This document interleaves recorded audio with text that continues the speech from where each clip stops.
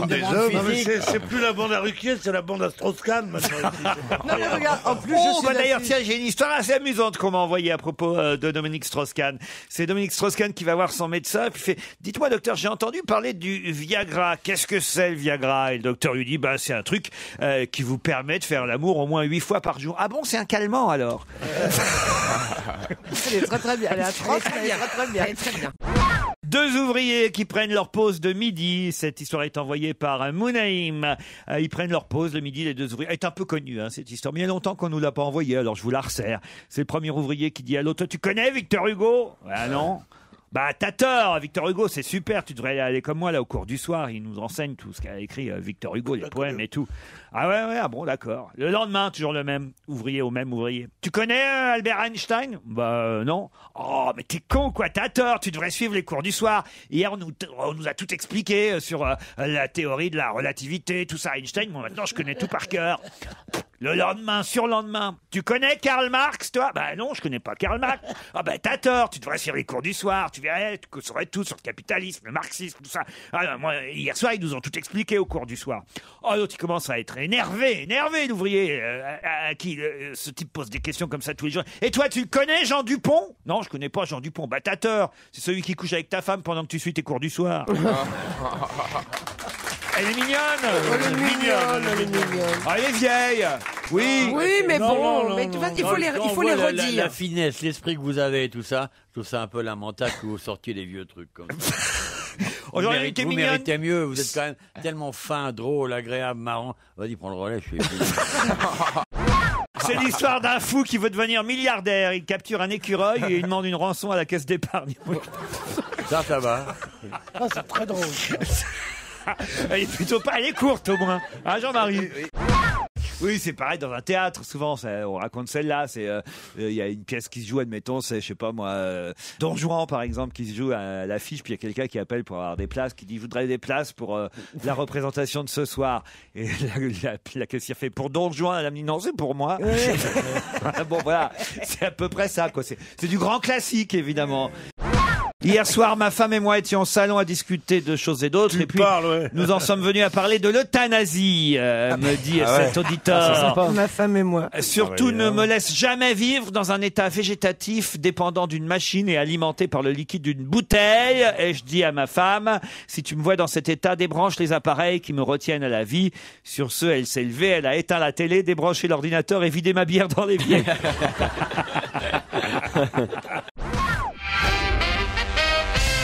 Benjamin m'envoie un mail pour me dire il paraît qu'une personne sur 5 est chinoise, d'après les statistiques.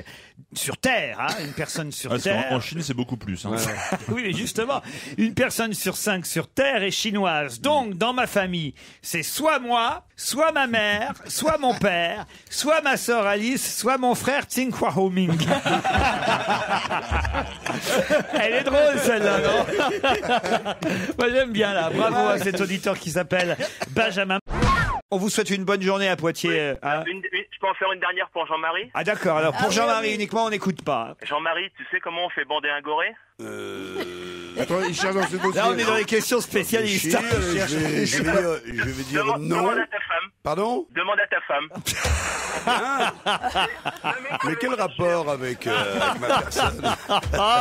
Là, il vous a quand même un peu coincé, je dois dire. Un petit peu. Et surtout, Il y a le mec aussi. C'est une maman qui demande à son fils de 6 ans, mais mon fils, qu'est-ce que tu fais avec un paquet de serviettes hygiéniques? Rends-moi mon paquet de serviettes hygiéniques. Ben, maman, c'est la dame de la pub qui a dit. Qu'est-ce qu'elle a dit? Ben, elle a dit que c'était super. Mais enfin, c'est pas pour toi, mon fils. Tu es trop jeune, tu as 6 ans, et puis ce n'est pas pour ton sexe. Mais si, la dame de la pub, elle a dit qu'avec ça, on pouvait faire du vélo avec, on pouvait aller à la piscine avec, et on pouvait faire du cheval avec. Elle est pas mal, celle-là. Elle est pas mal, mais c'est avec les tampons que ça marche. Ah bon? Ouais, parce que si tu vas à la piscine avec une serviette, franchement, on va te suivre à la trace, hein. C'était... Il n'a pas tort, hein. Tarzan est dans la jungle, il se balade de liane en liane, mais il tombe sur une liane poreuse qui se casse. Tarzan fait donc une chute de 50 mètres de haut. Il tombe des branches, résultat, il a un œil crevé, un bras arraché et finit sur un rocher qui lui, paf, arrache le sexe. Il entend les tam-tams au loin, il rampe jusqu'au village. Le sorcier vient le voir et lui dit « T'inquiète pas, Tarzan, je vais te remettre sur pied. Je vais te greffer un œil de faucon, un bras de gorille et une trompe d'éléphanteau. » Il parle comme Johnny, le sorcier. Hein. Oui, il parle comme ça. Le sorcier. Et effectivement, on lui greffe un œil de faucon, on lui greffe un bras de gorille dans le village et une trompe d'éléphanteau. Et Tarzan repart dans la jungle. Tu vas voir, ça va aller maintenant. Et tu reviens me voir d'ici quelques semaines pour me dire comment ça se passe. Au bout de quelques jours, Tarzan revient effectivement super content au village. Il dit « Sorcier, ton œil de faucon est superbe. Je vois le danger de loin, même la nuit. Grâce à toi, c'est extraordinaire. Le bras de gorille, magnifique. Ma force est décuplée. Je prends les lianes d'une main, les crocos de l'autre. Je les fais voler au-dessus de ma tête. C'est vraiment parfait. En revanche, j'ai un problème avec la trompe d'éléphanteau. Dès que je m'arrête de pisser dans la jungle, elle broute l'herbe et elle me fout tout dans le cul. » Un instituteur demande à ses élèves « Quelle serait pour vous une belle mort ?» La petite fille dit « C'est mourir comme mon grand-père. » Le maître il dit « Bah bon, mais il est mort comment ton grand-père ?»« Bah il s'est endormi. »« Ah bah c'est bien ça alors. Et alors quelle serait selon vous la mort la plus atroce ?» Et la petite fille répond « Ce serait mourir comme les copains de mon grand-père. » Alors là, bon mais ils sont morts comment les copains de ton grand-père ? « Bah ils étaient dans la voiture quand mon grand-père s'est endormi. » Elle est marrante, hein. Elle était connue mais quand on met le ton elle est bien. Hein. Deux mecs bourrés, ah celle-là est pas mal, envoyée par Michel. C'est deux mecs qui sont bourrés, qui marchent sur une ligne de chemin de fer. Il y en a l'un qui dit à l'autre, ça c'est pas très français. Hein. Faut dire à nos auditeurs qu'ils fassent des efforts quand même. Hein. Deux mecs bourrés marchent sur une ligne de chemin de fer. Un dit à l'autre, et pas il y en a l'un qui dit à l'autre. Ouais, mais ça, en même temps, ils sont bourrés. Il y en a l'un qui dit à l'autre.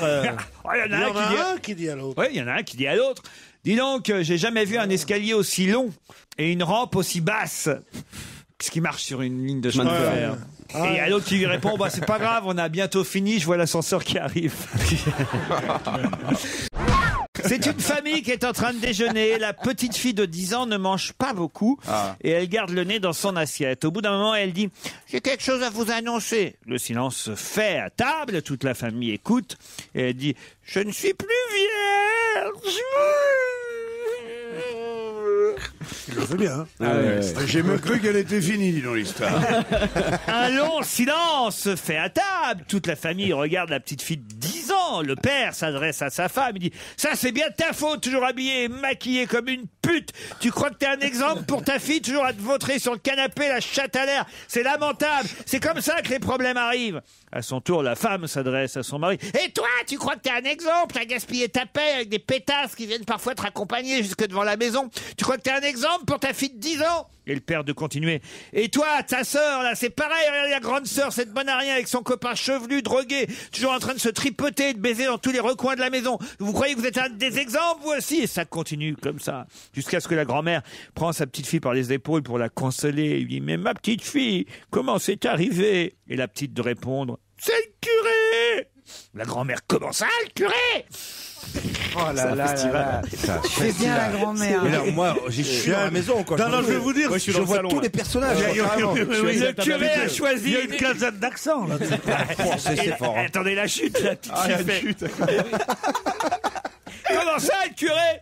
Le curé a choisi une autre fille pour faire la Vierge dans la crèche de Noël. Oh. Ah, c'est même pas fait niquer. Non. Ah putain. Ah ben, il y a celle-là, alors, c'est un type qui perd le contrôle de son véhicule, il tombe dans un énorme ravin et il reste bloqué.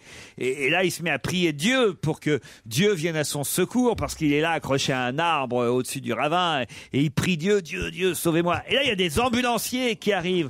Tenez bien, monsieur, tenez bon, on arrive. Non, laissez-moi, dit le type, Dieu va me sauver, Dieu va me sauver. Les ambulanciers repartent un peu surpris, et les pompiers débarquent d'un seul coup. Les pompiers, monsieur, on va vous sortir de là. Vous inquiétez pas. Non, laissez-moi, Dieu va me sauver. Je suis en train de prier, Dieu va me sauver. Les pompiers repartent à leur tour. Une horde de secours arrive alors. On va vous sortir de là, monsieur, tenez bon. Non, laissez-moi, je suis catholique. Dieu va me sauver, Dieu va me sauver. Au bout d'un certain temps, la branche craque. Le mec tombe au fond du ravin. Et il arrive au paradis, il voit Dieu et il lui dit « Eh bien, moi qui croyais en vous, vous ne m'avez pas sauvé. Et Dieu lui répond, mais tu te fous de ma gueule, je t'ai ramené une ambulance, des pompiers, plein de secours. Il n'a pas compris, Pierre. Alors attention, je préviens les auditeurs et mes camarades autour de cette table. Philippe, je ne connais pas l'histoire qu'il va nous raconter parce que le mail que j'ai devant les yeux, Philippe, je le lis tel quel. Bonjour Laurent, j'ai une très bonne histoire à vous raconter, mais je n'ai pas assez de place ici pour l'écrire. Pourrais-je la raconter à l'antenne? Elle n'est pas trop longue quand même, votre histoire, Philippe? Non, c'est pas qu'elle est longue, mais elle est un peu compliquée à écrire, et puis j'avais la flemme, et puis c'est plus sympa de vous parler. Bon alors allons-y. Bon, alors je me lance. Donc c'est Moïse, Jésus et un vieux monsieur barbu qui joue au golf. Et puis, donc Jésus tape dans la balle tombe dans l'eau. Donc il est un peu dépité, il marche sur l'eau, il récupère sa balle, et il est un peu énervé quand même. Moïse, c'est son tour, tape dans la balle tombe exactement au même endroit dans l'eau. Donc il y va, il fait lever les eaux, il récupère sa balle tout en ronchonnant.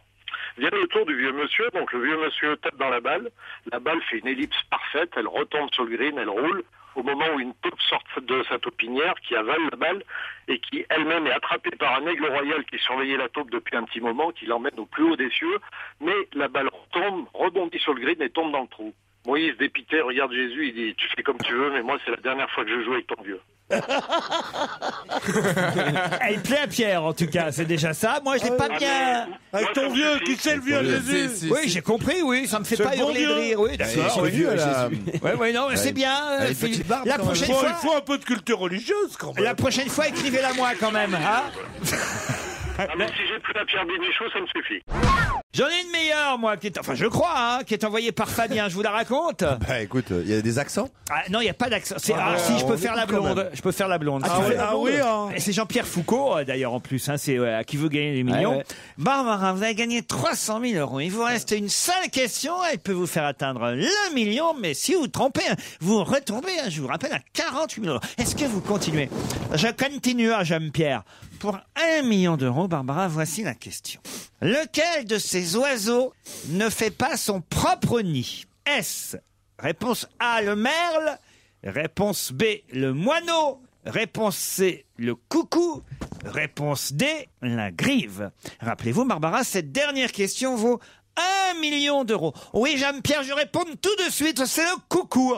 Barbara, en êtes-vous certaine? Je vous rappelle que vous pouvez partir avec 300 000 euros. Je veux jouer, Jean-Pierre, je veux jouer, c'est le coucou, réponse C. Attendez, réfléchissez.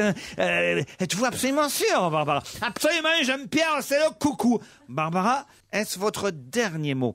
Oui, Jean-Pierre, c'est mon dernier mot, réponse C, c'est le coucou.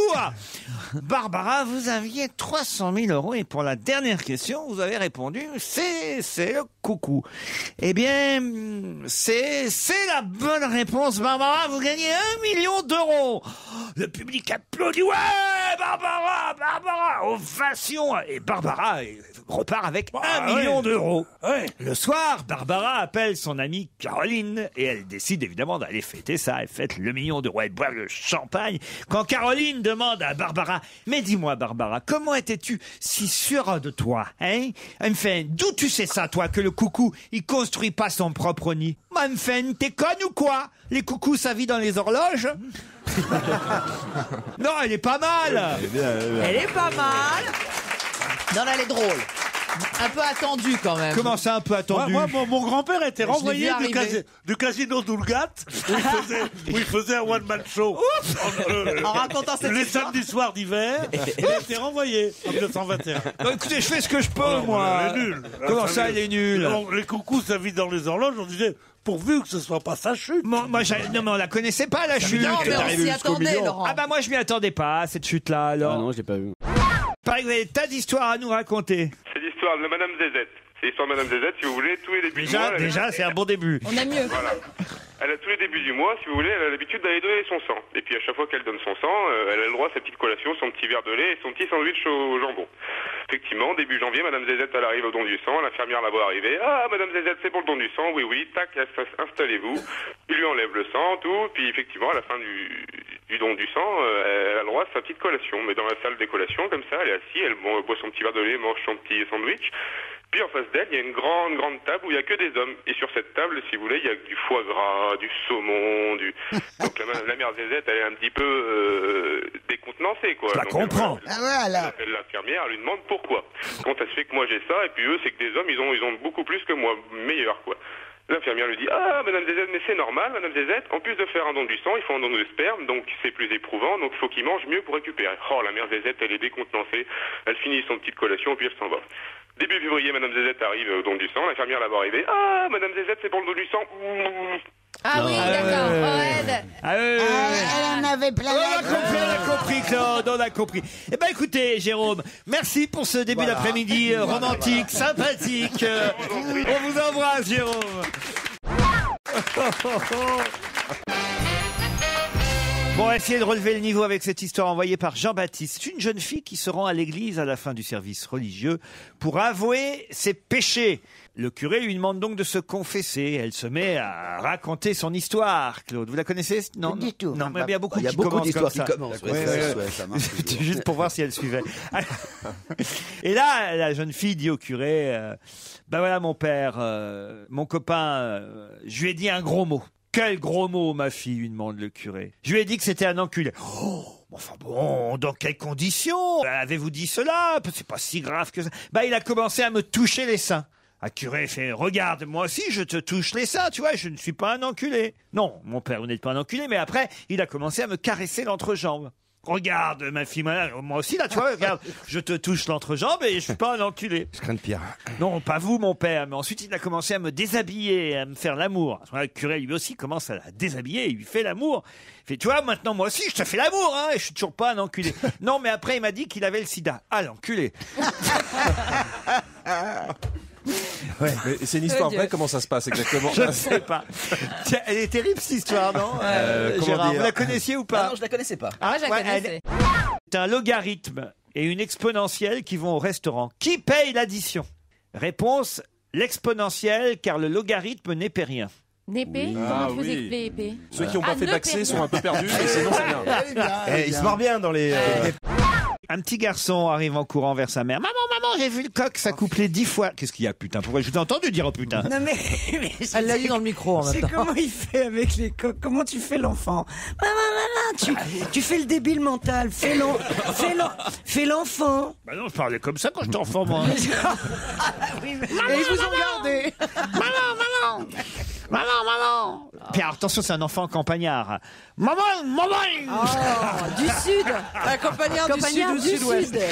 J'ai vu le coq s'accoupler 10 fois ce matin. Et sa mère dit: va donc dire ça à ton père, il comprendra. Le petit garçon va voir son père. Papa, il y a un maman qui m'a dit de te dire que j'ai vu le coq s'accoupler 10 fois ce matin et que tu comprendrais. Son père dit: est-ce que les 10 fois t'es avec la même poule? Non? Ben va donc le dire à ta mère, elle comprendra. Ah ben voilà Titoff, regardez. Ben, il arrive bien parce que j'ai juste une histoire envoyée par Jean-Baptiste. C'est Stevie et Titoff qui marchent dans la rue. Et soudain, Stevie s'arrête net devant un chien qui se lèche les roustons. Et il dit à Titoff: oh, Titoff, qu'est-ce que j'aimerais bien faire comme ça? Et Titoff répond: mais t'as pas peur qu'il te morde? Voilà. Eh ben voilà, bonjour tout le monde. Moi, elle me fait rire celle-là, non? Elle est bien. Ouais. Elton John, Stevie et Joujou coincent c'est pas possible. Le trio improbable. C'est sûr qu'Elton John. Elton John et moi, oui, mais C'est marrant, Joujou. ça va pas se passer dans un Au club début, de boxe, c'était je écrit pense. moi, mais j'ai remplacé par Joujou. C'est vrai en plus. Oh là là. Le Fennec. C'est dégueulasse. Elton John, Stevie et Joujou coincent une fille dans une rue sombre. Oh là là. Et Bah, là, déjà c'est une cascade. et là, Elton John et Joujou tiennent la fille et Stevie la coiffe. Celle-là, elle est très mignonne. Très mignonne. J'adore. Et vous lui faites quoi comme coiffure? Ah non, j'adore. Ah, celle-ci, envoyée par Gilda, c'est la prof des écoles en classe de CP. Dis-moi, Benoît, qu'est-ce que tu as fait pendant la récréation? J'ai joué dans le bac à sable, monsieur.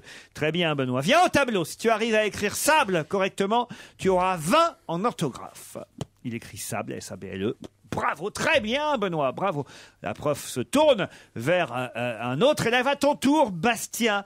Qu'est-ce que tu as fait pendant la récréation, Bastien? Ah ben, je joue au bac à sable avec Benoît, monsieur. Eh bien, parfait, Bastien. Si tu arrives à écrire bac correctement au tableau, tu auras 20 comme Benoît. Ben voilà, c'est parfait, BAC, bravo.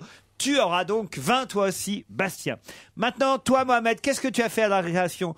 Bah moi, monsieur, j'ai voulu jouer au bac à sable avec Benoît et Bastien, mais ils n'ont pas voulu, ils m'ont dit de me casser. Quelle horreur! C'est la manifestation d'une discrimination scandaleuse d'un groupe ethnique minoritaire dont l'intégration sociale pourrait être remise en cause. Et en plus, dans ma classe, c'est pas normal ça. Bon, bah écoute Mohamed, si tu écris correctement au tableau discrimination scandaleuse d'un groupe ethnique minoritaire dont l'intégration sociale pourrait être remise en cause, tu auras 20 aussi. Et pas mal. Un fou tourne autour d'un puits en répétant 23, 23, 23, 23, 23, 23, 23. Un homme passe à côté du puits et lui demande ce qu'il fait. Le fou se retourne et le pousse dans le puits. Il continue 24, 24, 24, 24. C'est assez connu, mais bon, Elle est mignonne. j'ai pas mieux aujourd'hui, hein, autant vous dire dans les blagues qu'on m'a envoyées. Alors, quel est le point commun entre un spaghetti et un tétraplégique? Le spaghetti bouge quand tu le suces. Bon, bah écoutez. Très bien. Formidable. Effectivement, vous pouvez rougir et regarder vos chaussures, mademoiselle. Grand-mère de Toto, qui est un peu forte et qui a des bras très courts, Elle est jolie, hein. n'arrive pas à mettre un suppositoire. Ah bah oui. Alors Toto arrive et sa grand-mère lui demande s'il peut l'aider. Oh la vache. J'aurais dû le dire avant ce mail. Toto est d'accord, mais arrivé devant le gros fessier de sa mamie, il reste stoïque. Mais que t'arrive-t-il, lui dit sa mamie. Tu n'arrives pas à me mettre un suppôt? Si, lui répond Toto. Mais je ne sais pas si je le mets dans le petit trou ou si je le donne au dindon. Oh, elle est vieille. Mais quelle horreur! Elle est vieille. Mais comment on peut m'envoyer des phrases? Je ne sais pas. comment je tu ne sais peux les pas. lire, surtout? Je ne sais pas des fois pourquoi on inspire des choses Mais un peu surtout bizarres. qu'elle a 50 ans. Ah oui, oui, oh, bah plus que ça. Que dit Dieu après avoir créé l'homme? Je ne sais pas. On devrait pouvoir faire mieux. Et après avoir créé la femme, Je ne sais pas. tant pis, elle se maquillera. Et une autre, Mika? Ah ouais, tout de suite. J'en ai une sympa. Ah, très bien. Mais elle est un petit peu plus longue. Ah, bon. Alors, c'est Jésus et Saint-Pierre, ils sont au paradis, comme ça, jardin d'Éden, ils ont reconstitué le lac de Tibériade et ils se disent, donc c'est une partie de ping-pong. Saint-Pierre, il dit, bon, ok. Et il commence. Jésus, il prend la raquette de ping-pong, il dit, attends, c'est quoi? Moi, je regardais Bernard Salle tennis, j'ai vu Nadal, je vais te faire un service. Ah, mais gros service, évidemment, la balle, elle part dans le lac. Saint-Pierre, il va la chercher. Il relève sa toge, il marche dans l'eau, bon, ça va, il va trop profond. Il va chercher la balle. Il revient, deuxième service. Jésus dit, t'inquiète, cette fois-ci, ça va marcher. J'ai vu Nadal. Et là, il relance la balle à fond. Toujours pareil, elle repart au fond du lac.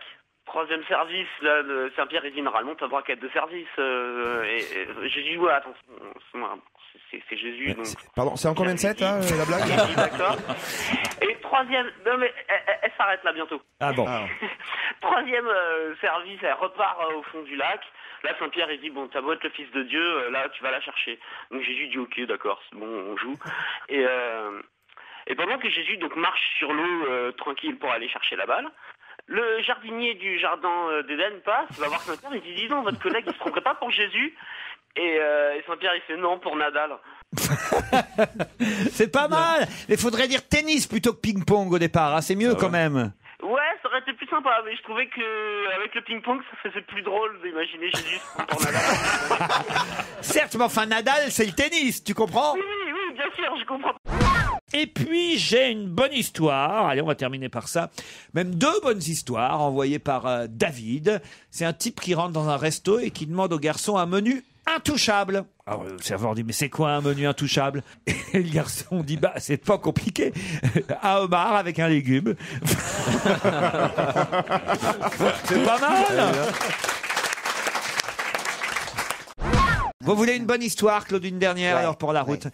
C'est un type qui n'a pas couché avec une femme depuis, depuis un long moment. Bon, il est totalement en rut. Il commence vraiment à avoir un manque sexuel terrible. Puis un soir, après le boulot, il prend le métro et il trouve un clochard endormi en plein milieu de la rue. Tape dedans du pied, le clochard bouge pas. Le type regarde à droite, regarde à gauche, personne n'en veut. Alors, paf, il baisse le froc du clodo et il lui fait son affaire. Ah oui, c'est affreux. Hein. Pour se faire pardonner, il pose un petit billet de 20 € sur le front du clochard. Le lendemain matin, le clochard se réveille, il trouve le billet, c'est la fête, il file chez l'épicier, il dit « Filez-moi 20 € de Beaujolais ». Il boit son Beaujolais, puis il cuve toute la journée et il s'endort le soir, il va cuver dans le métro. Le soir, après le boulot, le même type de la veille retombe sur le même clochard dans le métro, bourré en plein milieu. Il tape dedans du pied droit, du pied gauche, le clochard bouge pas, encore un petit coup de soie, hop, baisse le froc du clodo, hop, il fait son affaire. Pour se faire pardonner, il dit bon allez, je vais faire un effort, il pose un billet de 50 € sur le front du clochard. Alors évidemment, le lendemain matin, qu'est-ce que fait le clochard? Il va chez l'épicier, il dit à l'épicier, filez-moi 50 € de Beaujolais. Hop, il cuve au goulot. En moins d'une heure, hop, il s'en va cuver dans le métro. Le soir même, il est encore en train de cuver quand le même type, le troisième soir, ressort du travail. Bon, on regarde à droite, il regarde à gauche, il n'y a personne, il dit quand même c'était pas si mal. Hop, il rebaisse le froc du clodo, il fait son affaire. Et là, il pose un billet de 100 €. Oh. Le lendemain, le clochard se réveille, il trouve le billet de 100 €. Alors là, c'est la fête, là. Il file chez l'épicier qui lui dit « Bonjour, tous les jours, vous venez nous voir maintenant une épicier. Alors, vous voulez pour combien de Beaujolais aujourd'hui ?»« Ah, dit Clodo, aujourd'hui, je vais prendre du Bordeaux. Parce que je vais te dire, je sais pas ce qu'il a, ton Beaujolais, mais il me file un de ses mal au cul. »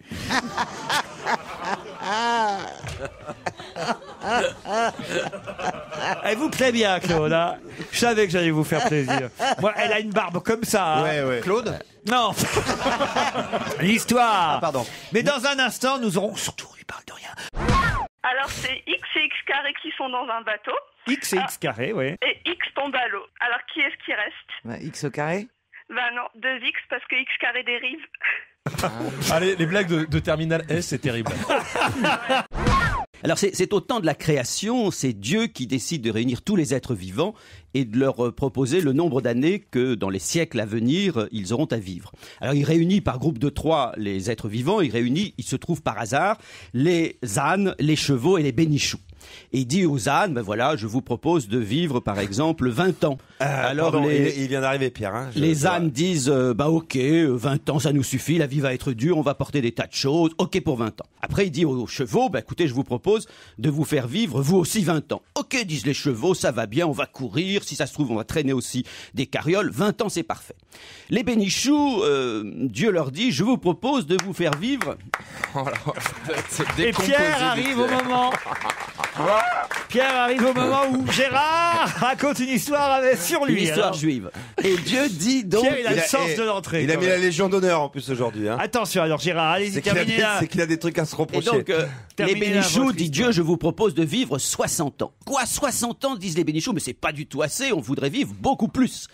Alors dit, bon, très bien, dit Dieu, je vais retirer 10 ans aux chevaux et je vais retirer 10 ans aux ânes et je vais les donner aux bénichoux qui vivront 80 ans. Et c'est pour ça que depuis le début de la création, les bénichoux sentent magnifiquement pendant les 60 premières années de leur vie. Pendant les 10 suivantes, ils hennissent comme des chevaux et pendant les 10 dernières, ils brament comme des ânes. C'est nul votre histoire. Gérard. C'est une histoire juive très drôle. Nul ici. Mais racontez ça, avoir un bouquin tout ça pour raconter ça. Moi je la trouve très amusante. Ah vraiment? Ah oui. Dites donc, surtout elle est longue alors en plus pour une chute aussi naze. Vous avez une histoire. J'aurais éventuellement pu te défendre, mais Gérard, je ne peux rien faire. Moi je la trouve très amusante. On aurait pu, nous franchement, on aurait empêché Pierre de vous casser la gueule si elle avait été drôle. Ouais. Mais là, on va l'aider. Là, on va peut rien faire. On va te tenir. Il est né en 1930 à San Francisco, Gérard. C'était une première surprise, je crois qu'il avait moins de 80 ans. Vous connaissez la différence qu'il y a entre un père juif new-yorkais et un père juif de San Francisco? Non. Le père juif new-yorkais, son rêve, c'est que son fils épouse une juive. Et le père juif de San Francisco, c'est que son fils épouse une femme. Un mec qui rentre chez lui, il est complètement bourré, il a cuvé toute la journée avec ses copains, il rampe jusque son lit, il va rejoindre sa femme et il est à peine dans son lit, il dort tout de suite, et là il entend une voix qui lui dit c'est Dieu. Il dit écoute, là je me dois d'intervenir, il dit j'ai vu le dossier, il dit on peut pas continuer comme ça, il dit t'arrêtes pas de picoler, il dit ce soir tu meurs, c'est fini. Et là le mec dit non, s'il vous plaît Dieu, non, il dit je sais, j'ai déconné, etc. Il dit mais vraiment, je tiens à la vie et tout. Il dit bon, j'ai peut-être une solution, il dit je vais te transformer en poule, comme ça au moins tu picoleras plus. Et puis on fait ça, le mec se retrouve en poule dans un petit champ, une petite prairie. Et là il rencontre un coq, le coq lui dit dis donc, il était nouveau toi Il dit, ah ouais, je viens d'arriver. Il dit, mais j'ai mal au ventre, mon Dieu, j'ai mal au ventre. Ben, le coq lui dit, mais évidemment que t'as mal au ventre. Il dit, t'as plein d'œufs, faut que tu pondes, t'as qu'à pousser assez fort et hop, les œufs vont sortir. Alors la poule se va dans le poulailler, elle pousse, plop, un œuf. Oh, elle pousse encore, plop, un deuxième œuf. Plop, un troisième œuf. Et puis là, sa femme le réveille et dit, hé Robert, t'as fini de chier dans le lit. Ah oui. Elle est toute neuve. Je la connaissais pas, mais Jean-Marie, vous allez Non, pouvoir... elle est bien, elle est très très bien. C'est Stevie et... Ah non, je suis pas dedans là. Et Joujou Ah, qui merde. sont en train de discuter. Et... Ça dépend. Qui se fait mettre à la fin? Et il y a Stevie qui dit, si la fin du monde arrivait dans 30 minutes, qu'est-ce que tu ferais? Tu veux pas changer? Et il y a Joujou qui dit, moi, je baiserais tout ce qui bouge. Et toi, bah moi, du hula hoop.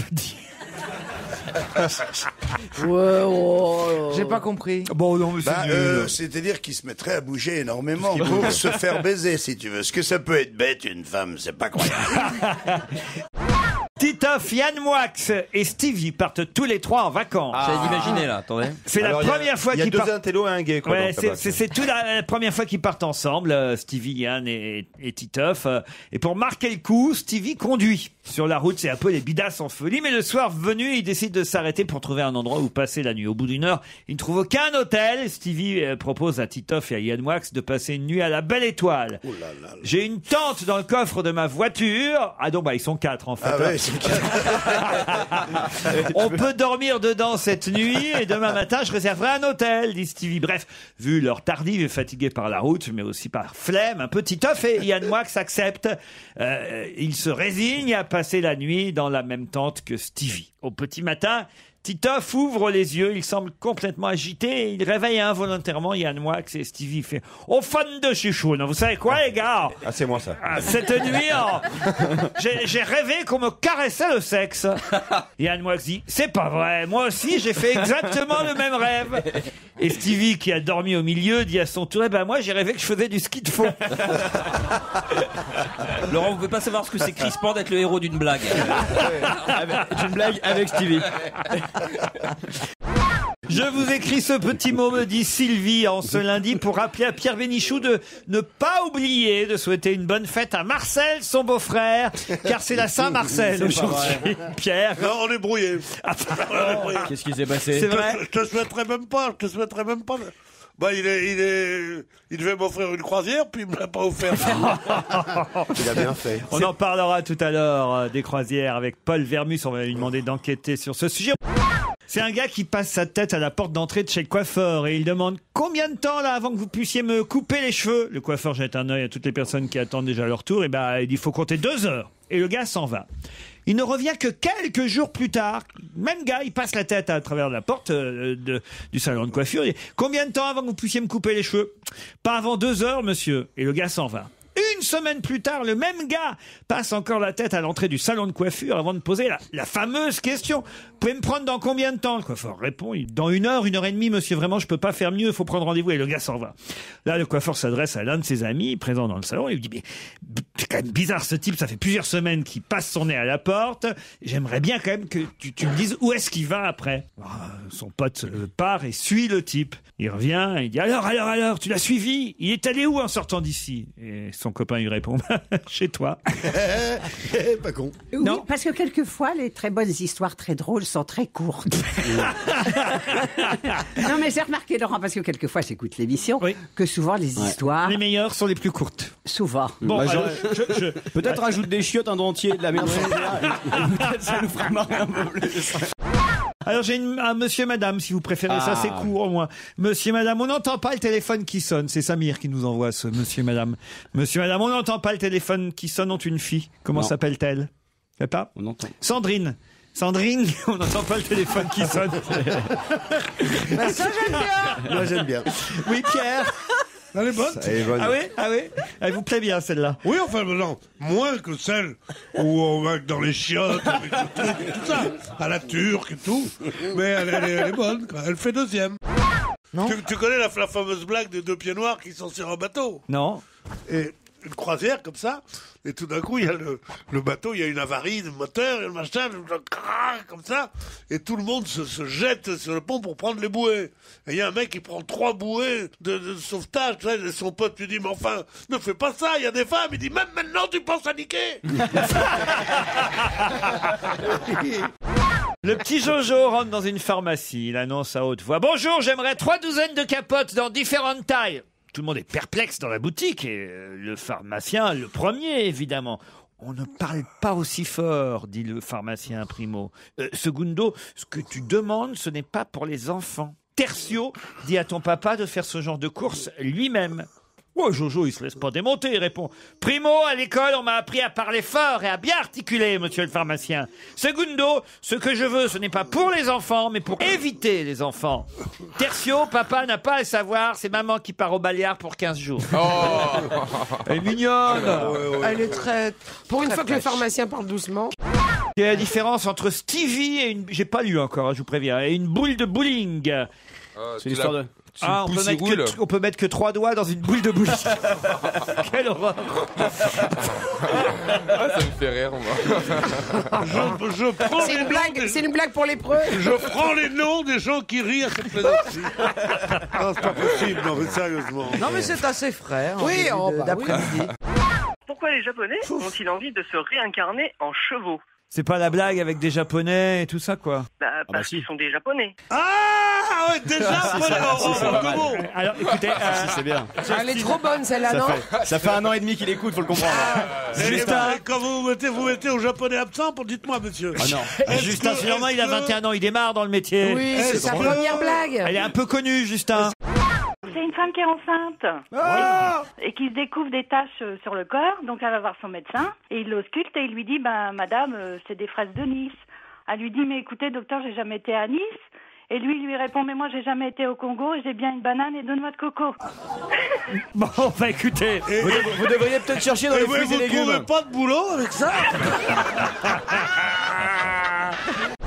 Vincent, maintenant, qui veut s'adresser à nous avec une petite devinette, je crois, Vincent, c'est ça? Oui, bonjour. Bonjour. Une petite devinette. Est-ce que vous connaissez les 4 orgasmes féminins? Les 4 orgasmes féminins? Non, allez-y, forcément. Non, vous les connaissez pas. Je vais vous les faire et vous les imiter parce que ça va être plus facile. Donc, on a le premier orgasme qui est le positif. Oh oui, oh oui, oh oui, oh oui. Donc, le deuxième, c'est le négatif. Oh non, non, non, non. Ah oui? Et puis, on a le religieux, forcément. Le religieux, c'est oh mon Dieu, mon Dieu, mon Dieu, mon Dieu. Et le 4e? Et le 4e, c'est le simulé, forcément. L'orgasme simulé. Celui-ci, je l'ai entendu souvent, c'est oh, Titoff, Titoff, Titoff. Je connaissais la même avec Gérard. Non, elle est marrante, hein, Titoff? Ouais, je suis mort de rire. Vincent, est-ce que vous connaissez la blague du nombril? Non. Bril? Oh non. Oh non. Oui, très très bon, je vais la refaire. Je l'ai bien eu, hein. Ah oui, c'est sûr, parce que si on dit non raconté, ça marche plus. Ah bah oui, non mais là, paf, ça a marché. Hein. Ouais. C'était une blague envoyée par un auditeur qui s'appelle Rémi. Vous voyez, non mais ça marche quand même. C'est un couple qui passe la frontière avec un putois. Le couple a acheté cet animal à l'étranger, mais évidemment, ils n'ont pas le droit de le ramener en France. Et au loin, ils voient les douaniers qui sont pris, évidemment, les douaniers qui sont obligés de surveiller tout ça. Ils sont pris de panique, le couple avec leur putois. Mon Dieu, ils vont voir notre putois, dit le mari. Qu'allons-nous faire? J'ai pas envie de perdre le... Son épouse dit, c'est pas compliqué, attends, j'ai une idée. Cache le putois dans ta culotte, dit le mari à son épouse. Je l'aurais parié. Et l'odeur, dit l'épouse. Non. Et l'odeur. Non. Et là, le mari dit, tant pis, il meurt. Hein. C'est horrible. Allez, Attends, c'est gros un putois. Et la vraie histoire de Bernadette Soubirous, vous la connaissez? Non, Bernadette Soubirous, elle gardait c'était une petite jeune qui gardait les moutons comme ça, donc elle va dans la Vous montagne. confondez pas avec Jeanne d'Arc, là, vous êtes sûr? Non, elle gardait des moutons. Hein. Le petit prince. entendu des Et voix. elle va dans la montagne, c'était là, au moment de l'exode des moutons comme ça, et là elle tombe elle tombe vos gueules, elle tombe sur une sorte d'obsédé sexuel, un satyre qui lui montre sa bite comme ça. Et là elle est toute affolée parce qu'elle n'avait jamais vu. Elle elle redescend comme ça, puis il y a un accent là-bas, comme ça, il fait j'ai vu la verge, j'ai vu la verge. Et tout le monde, alors pour éteindre l'affaire, tout le monde a fait oui, la Vierge, bien sûr. Et du coup, derrière, il y a eu un complexe de piscine. Enfin, Christophe, t'as pas honte? Non, c'est pas bien. Nous, on se moque pas de la religion. C'est l'histoire. Et... Dis papa, c'est quoi un transsexuel? Demande à maman, il t'expliquera. Oh. Elle est bonne, celle-là. C'est Édouard qui l'envoie. Qu'à dire, m'envoie celle-ci aussi. Le docteur dit à son patient: j'ai une mauvaise et une très mauvaise nouvelle à vous annoncer. Commencez par la mauvaise. Écoutez, j'ai reçu les résultats de vos tests. L'analyse indique clairement qu'il ne vous reste plus que 2 jours à vivre. 2 jours! Mon Dieu, mais c'est horrible, c'est incroyable! Et vous dites que vous avez une nouvelle encore plus mauvaise à m'annoncer, ça c'était la bonne? Oui, ça fait depuis hier que j'essaie de vous joindre pour vous l'annoncer. Oh. Elle est pas mal parce que je connaissais le début avec d'autres chutes. Ouais. Oui. Et pas avec celle-là. Et vous connaissez aussi la bonne et la mauvaise d'un mec qui dit à son pote: j'ai 2 nouvelles à t'annoncer, une bonne et une mauvaise. Je commence par laquelle? Il dit: commence par la mauvaise. Alors il dit: ton fils. Il dit: quoi, mon fils? Il lui est arrivé quelque chose? Non, il va très bien. Mais il faut que je te le dise. Il dit: quoi? Il est homosexuel. Oh merde, je m'en doutais. Il dit: je m'en doutais. Moi je m'en fous, chacun a le droit de vivre comme il veut.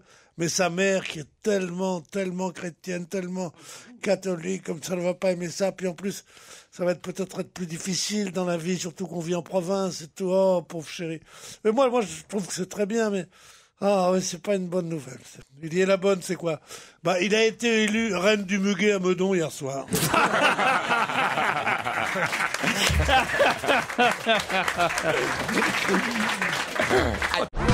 C'est Christophe qui me dit: comment pouvez-vous soulever un éléphant avec une seule main? Est-ce que vous savez? Non, mais ça m'intéresse. Impossible, vous trouverez jamais un éléphant avec une seule main. C'est joli.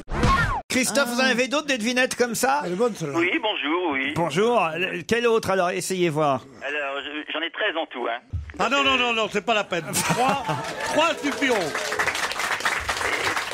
Alors on t'applaudit pas, on applaudit l'arrivée de Titoff. Qui pour la dernière fois arrive en retard. Je vous préviens, on va reprendre des mesures sévères, monsieur Titoff. Bonjour tout le monde, ça va?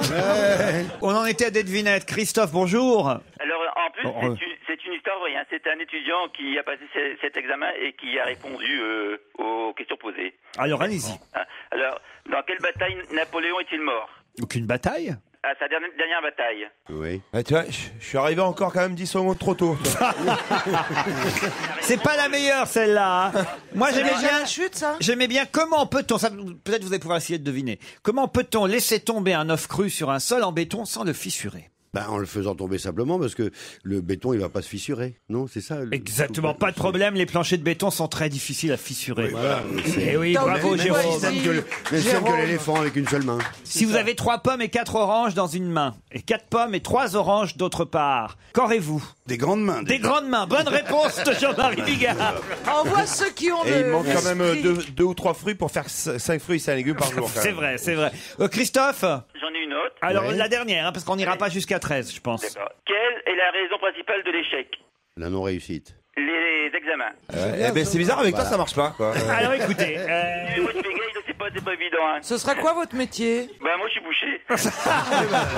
Ça s'est senti sur la dernière. Nous aussi un peu, on est un peu bouché aujourd'hui, Christophe. Vous savez quoi, vous êtes quand même meilleur sur la boucherie que sur les devinettes, Christophe. Autrement, allez, une petite dernière, allez. Oh là. Non. Pour essayer de... On croyait qu'on avait touché le fond, mais je crois que t'en as encore sous le pied. Allons-y. Dans quel état se trouve la rivière Rio Grande? On sait pas. Dans l'état de Natal. Au Texas. Non, dans un sale état. Dans un sale état. Un sale état, oui.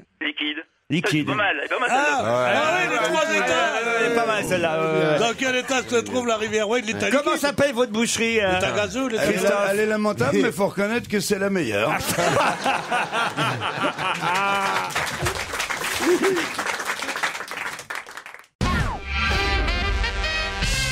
Au téléphone, j'ai Régis qui est fan de Jean-Marie Bigard. C'est bien ça. Bonjour Régis. Bonjour. Régis est un con. Vas-y, Régis, ne les écoute pas, vas-y, Régis. Moi, je t'adore. C'est vieux, Régis, c'est un con. C'est vous ou c'est votre pote qui est fan de Jean-Marie? Non, non, c'est moi. Oh là, pardon, Régis, excusez-moi. Est-ce que vous allez raconter vous-même l'histoire ou c'est moi qui vais devoir la faire alors, Régis? Je veux bien la tenter. Allez, tentez-la. Vous avez une histoire sur, ça tombe bien, Jean-Marie Bigard et Titoff. Alors, c'est Jean-Marie Bigard qui est à la pêche depuis des heures. Il a son hameçon qui trempe dans l'eau et il attend patiemment. Et il a toujours rien pris, ça fait 5 heures qu'il y est. Et là arrive Titoff qui trempe son doigt dans l'eau et qui sort un poisson. Il recommence, il ressort un poisson. À la fin, Jean-Marie Bigard, il craque et il lui demande dis-moi Titoff, comment tu fais pour prendre des poissons comme ça? Moi, j'ai ma canne dans l'eau et ça fait des heures que j'y arrive pas. Il dit c'est simple Jean-Marie, je vais t'expliquer. Avant de partir à la pêche, tu trempes ton doigt dans le sexe de ta femme et après tu attrapes tout ce que tu veux. Jean-Marie Bigard rentre chez lui, il est tout content. Le lendemain, avant de repartir à la pêche, il voit sa femme en train de faire la vaisselle. Il arrive par derrière et lui enfonce le doigt dans le sexe. Oui. Et il va pour repartir et sa femme lui dit salut Titoff et bonne pêche. Si elle est pas si mal. Au fond, elle est pas si mal. Tu baiserais ma femme, c'est ça? C'est une blague. C'est juste une blague. Comme ma femme écoute souvent Non, mais l'émission, je ne suis pas pense que ça fait plaisir à nos femmes. Je ne suis pas ennemi d'une petite blague, je suis moi-même dans l'humour. Mais...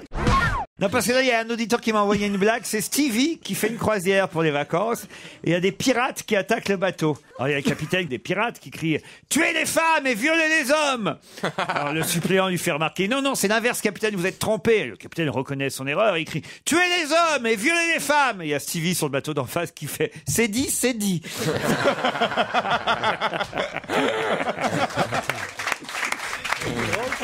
Elle est drôle. Elle est mignonne. C'est une petite fille qui va donner son sang au centre de transfusion. Elle entre et l'infirmière lui demande « Alors ma petite fille, tu es venue donner ton sang ?»« Oui madame !» L'infirmière lui fait la prise de sang. J'adore quand il fait la petite fille. Et puis il l'a fait bien. Ah oui, il l'a fait très bien. L'infirmière après la prise de sang lui donne un petit sandwich au thon. C'est comme ça souvent que ça se fait. Et la petite en mangeant son sandwich regarde dans la pièce d'à côté et elle voit des hommes là qui se baffrent au milieu, mais de plats de charcuterie, de canapés, des gâteaux, desserts incroyables. Mais pourquoi moi j'ai pas le droit à tout ça, plat à manger, madame? Ah mais non ma petite, là, ces messieurs-là, c'est pas pareil, ce sont des donneurs de sperme. Et comme c'est pas facile de les attirer, ben voilà, on est obligé de bien les nourrir pour qu'ils acceptent de venir donner. Ah bon, madame. 2 semaines après, la petite revient au centre. Ben alors, ma petite, t'es revenue donner ton sang? Non, non, mais je suis navré parce que tout le monde rit. Il n'y en a pas qui disent oh non, c'était... vrai qu'à part Stevie, tout le monde a l'air dégoûté. Par exemple, notre Elle est ami... plutôt marrante quand même. Notre ami l'écrivain metteur en scène, il a ouvert la bouche que pour une chose aujourd'hui, il a dit hémorroïde. Bon, ça a été un succès fou. Il y a des mots Ça a comme été ça. hémorroïde. Moi, je vais dire dessous de bras et belle-mère. Voilà, Ah, une dernière histoire. Quelles sont les 4 étapes de la vieillesse? La première, on oublie les noms propres. La deuxième, on oublie les noms communs. La troisième, on oublie de fermer sa braguette. La 4e, on oublie de l'ouvrir. Elle est pas mal. Oh bon, écoutez, je fais ce que je peux, moi. Hein. D'autant qu'on m'annonce déjà Paul Vermus, là, maintenant. Non.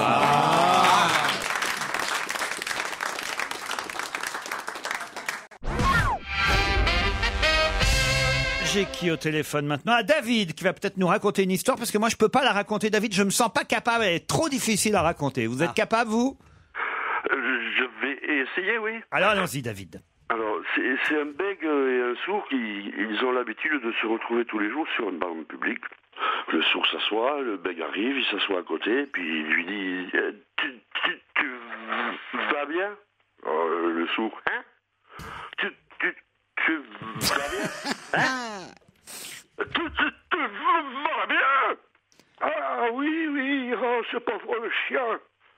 Non, j'ai pas dit ce pauvre chien, je te dis, tu vas bien. Hein? Je te dis, tu vas bien. Hein? Je te dis, tu vas bien. Ah oui, j'avais compris le pauvre chien. Non, je te demandais si tu allais bien. Je te parlais pas du chien, je te demandais si tu allais bien. Très bien. Hein? Je te dis, va bien. Ben oui, je vais bien. Alors, je suis content pour toi. Ah, ben oui, je vais refaire le toit. Mais non, je te dis que je suis content pour toi. Hein? Je suis content pour toi. Ah oui, bien, c'est bien. Et puis, le bègue prend sa respiration. Il souffle un peu, et puis il dit au sourd, dis, si on commençait à causer. Si elle est pas mal et puis bien racontée quand même. Bravo David. Incroyable. Ah non. Alors là, impressionnant. Ah non, c'est bien raconté David, vraiment. Ah non, vous avez fait fort là sur ce coup-là. Merci.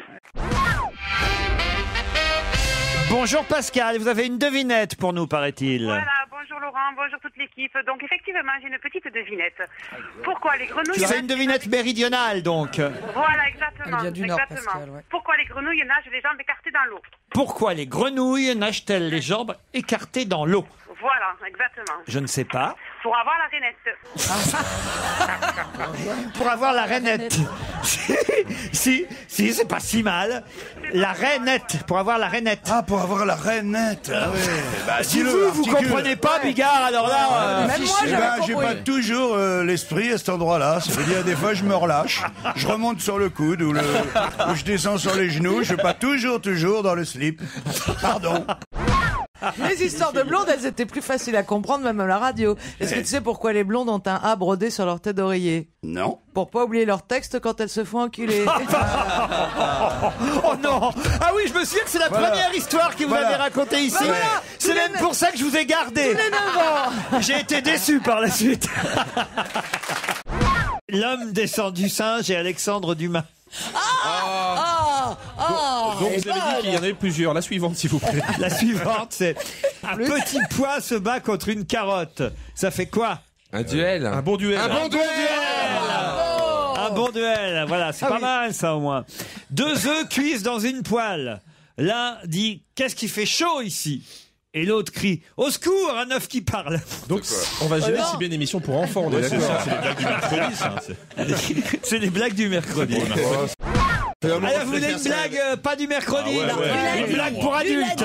C'est une blague du samedi soir. Alors c'est un pépé qui est à l'hôpital et il se fait surprendre par l'infirmière en train de se tripoter sous les draps. L'infirmière lui dit « Attendez, je vais vous aider !» Et là, elle lui fait une super gâterie au pépé. Le vieux n'en revient pas, et enchanté. Il dit, mais enfin, mais pourquoi j'ai droit à ça? Qui dit l'infirmière dit, vous savez, avec le boulot qu'on a ici, j'ai plus vite fait de me rincer la bouche que de changer les draps.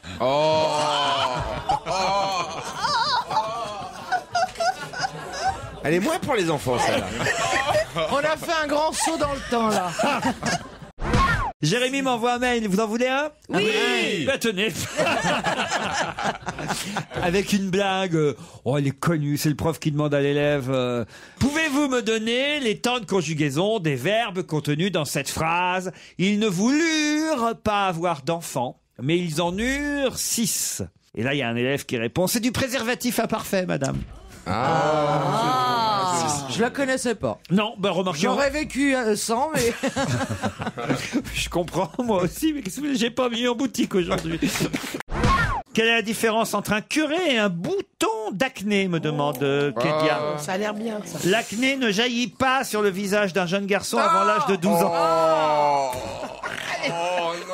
C'est marrant, ce genre de truc qui vous fait rire, c'est marrant. Enfin, si ça fait rire Michel. Si c'était un rabbin ou un imam, là, vous seriez tous à dire c'est honteux, tout ça.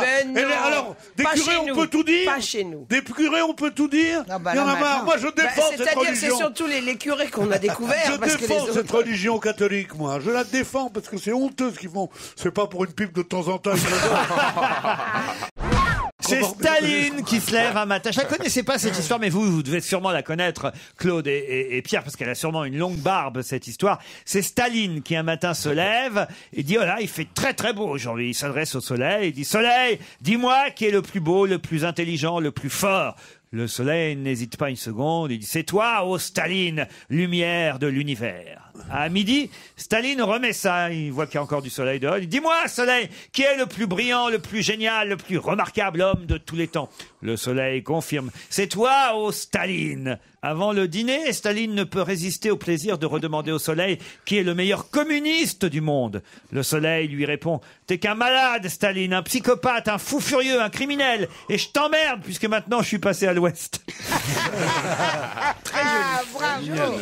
Vous connaissiez pas? Non. C'est quand même pourtant pas une histoire nouvelle. Je pensais au moins que vous la connaissiez, Pierre. Non, je connaissais pas celle-là. J'en connais dans le genre avec des dictateurs. J'en connais beaucoup d'histoires comme ça, mais pas beaucoup. Il y en a une que j'aime bien, c'est Franco. C'est en Espagne sous Franco. Il y a un mec, un ouvrier qui tombe du 63e étage. Il arrive par miracle sur une plate-bande, il tombe sur une auto jaune. Il est indemne. Et les gens, alors, il est content, les gens sont contents avec lui. Et il y a ses copains qui viennent lui dire, mais pourquoi tu criais à bas Franco, à bas Franco, à bas Franco? Il dit, je voulais qu'on m'arrête.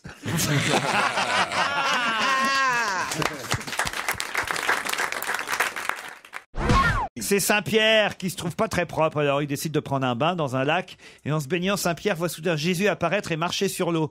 Il dit, t'es con Jésus, elle est bonne. Elle est très bonne. Elle est fraîche. C'est un gars qui est dans un café et fait t'es con toi. Alors toi t'es vraiment con toi. Alors c'est pas possible ce que t'es con. J'ai jamais vu un con pareil. Tiens, c'est simple. S'il y avait un concours de cons, tu finirais deuxième. Pourquoi deuxième? Parce que t'es trop con. Trop con pour être premier. Ben oui. C'est pas la peine de dire être premier, mais non, tout le monde avait compris, Pierre, enfin. Ou alors c'est que vous êtes vraiment trop con. Mais non, cela dit, je vous félicite parce que je ne vous connaissais pas ce registre. Ah oui? Ce registre de l'ivrogne de café. Ah ben j'ai plusieurs registres. J'ai aussi le registre Trouvailles sur Minitel, envoyé par Manu de Périgueux. Qu'est-ce que c'est que Jardiland? C'est le seul endroit où si tu prends 3 râteaux, tu as une pelle offerte. Je trouve ça plutôt joli. C'est joli ça. C'est mignon. Hein. Celle-là est très bonne. Qu'est-ce que les sentiments partagés? C'est quand votre belle-mère est en train de reculer dans le ravin avec votre voiture toute neuve. Oh, c'est bien ça. Je me suis fait un bleu, une expression couramment utilisée par Zaya. C'est génial ce mec. Ça circule sur Internet. Hein. Bon. Qu'est-ce que c'est que les aides internationales? Ce sont les aides payées par les pauvres des pays riches pour aider les riches des pays pauvres. C'est assez joli et c'est hélas souvent vrai. Ouais, mais j'aime pas la politique, moi. Hein. La beauté intérieure, qu'est-ce que c'est? C'est un concept inventé par les moches pour pouvoir se reproduire. Qu'est-ce que c'est qu'une pharmacie? C'est une confiserie pour vieux. Qu'est-ce que c'est qu'une femme facile? C'est une femme ayant les mêmes besoins sexuels qu'un homme. Celle-ci plaira énormément, évidemment, à Isabelle Alonso. Ah, c'est pas mal. Très bien. On remercie Manu de Périgueux d'avoir fait cette petite sélection qu'il a trouvée manifestement sur Internet. Thibaut m'envoie cette devinette. Quelle est la différence entre un catholique, un protestant et un juif? Je m'y risque, hein, voilà une blague religieuse. Le catholique a une femme, une maîtresse, et il aime sa maîtresse. Le protestant a une femme, une maîtresse, et il aime sa femme. Ouais. Le juif a une femme, une maîtresse, et il aime sa mère. Elle est pas mal. C'est un type, c'est une dame, elle va voir sa psy, et elle lui dit, écoutez, c'est affreux parce que mon mari n'a plus d'appétit sexuel pour moi, plus rien. Il pense tout le temps. En fait, c'est un homme qui vit en osmose avec sa mère. Et quand je lui fais des petits plats, il me dit, oh, c'est bon.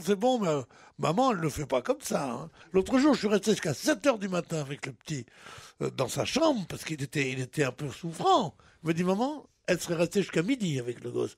Et il est terrible, toujours sa mère. Alors il dit, mais d'ailleurs, on n'a plus de... Il dit, écoutez, vous allez changer de relation avec lui. Vous allez aller dans un sex shop, vous allez acheter une combinaison noire, un peu serrée à la taille, avec des cuissardes, des porte-jartelles, des machins. Vous allez vous maquiller avec des faux cils. Vous allez aller chez le coiffeur, vous achetez une perruque comme ça, blonde au carré, et vous vous mettez chez vous. Bref, une panoplie de Caroline Diamant. Vous vous asseyez. Avec des lunettes d'optique. Vous vous asseyez dans un fauteuil, vous mettez tout en lumière tamisée, tout, que ce soit un peu noir, un peu comme ça. Elle est longue. Les gens sont suspendus à tes lèvres. Et alors? J'espère que ta chute est bonne, hein, parce que... Et alors, au bout de 10 jours, elle va voir la chose, elle dit, vous avez fait ce que je vous ai dit? Il dit, oui. Et alors, il est arrivé, il a ouvert la porte, il a vu que tout était noir, il m'a regardé, il m'a dit, il est arrivé quelque chose avant moi? C'est joli. Sandrine de Gironde. Salut Sandrine. Oui, bonjour à tous. Bonjour. Alors, vous avez une super histoire drôle à nous raconter. Quand on annonce une histoire comme ça, il y a intérêt à pas se planter derrière. C'est deux fous qui décident de s'échapper d'un asile. Alors, faut pas dire ça. Alors, faut dire y en c'est a un Sarkozy et le pape qui décident de s'écouter, sinon on n'écoute pas. Il y en a un qui dit à l'autre, écoute, on va faire ça très bien. On va s'organiser, tu vas aller repérer les lieux et puis on va décider de ce qu'on fait. Va voir tout d'abord la taille du portail. Si le portail extérieur est un peu trop haut, nous creusons un tunnel en dessous pour s'échapper. S'il est de taille normale, nous prendrons une échelle pour passer par-dessous tout simplement. Donc le second fou dit « Ok, j'y vais. » Donc il y va, il court, il va voir dehors. Et il revient complètement dépité et il dit à l'autre écoute, je suis désolé, on est foutu, on pourra pas s'échapper. Ah bon, pourquoi? Il n'y a pas de portail. Bon. Sandrine. Oui, je pense que j'ai perdu beaucoup d'amis aujourd'hui. Pas du tout. Non, vous en avez gagné, mais à RTL, on vous embrasse.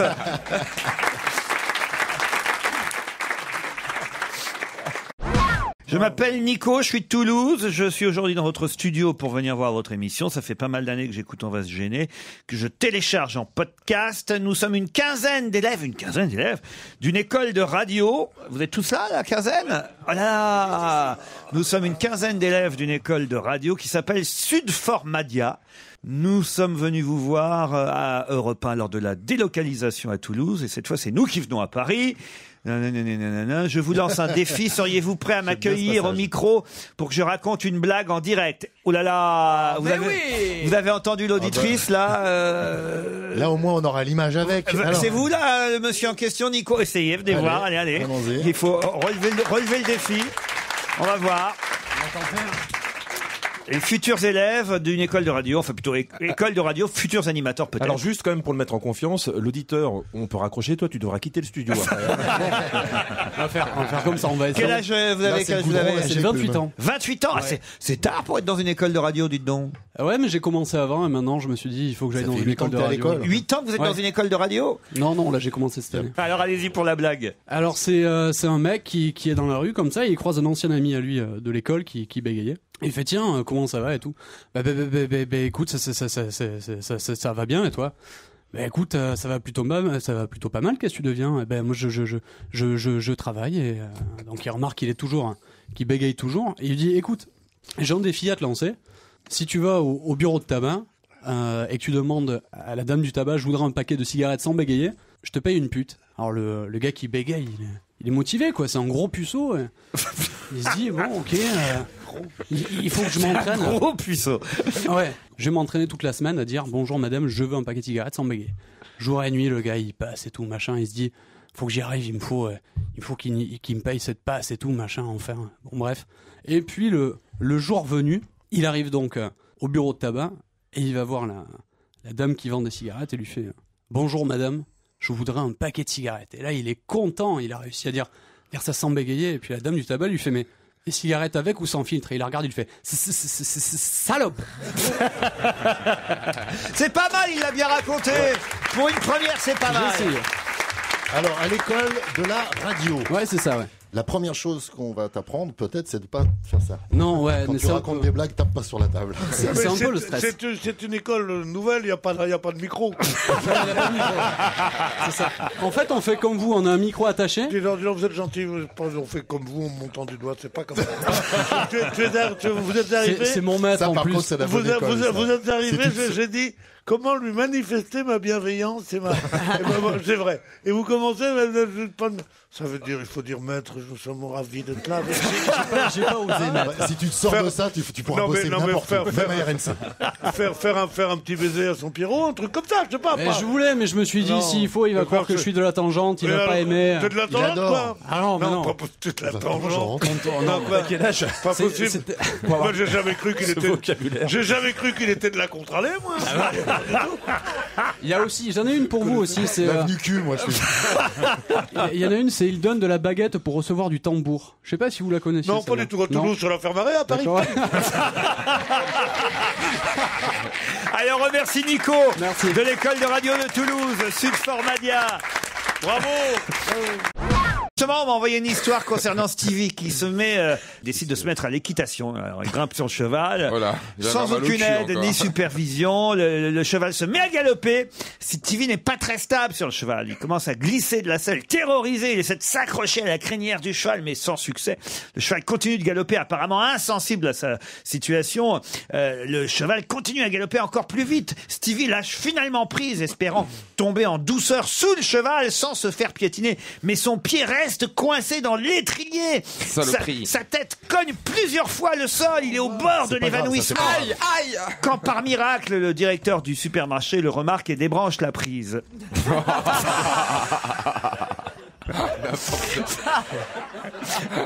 Elle est pas mal. Elle est bonne. Je la connaissais avec un manège, mais pas avec le. C'est vrai que dans les supermarchés, il y a toujours un cheval électrique tout Ça seul. existe plus, ça.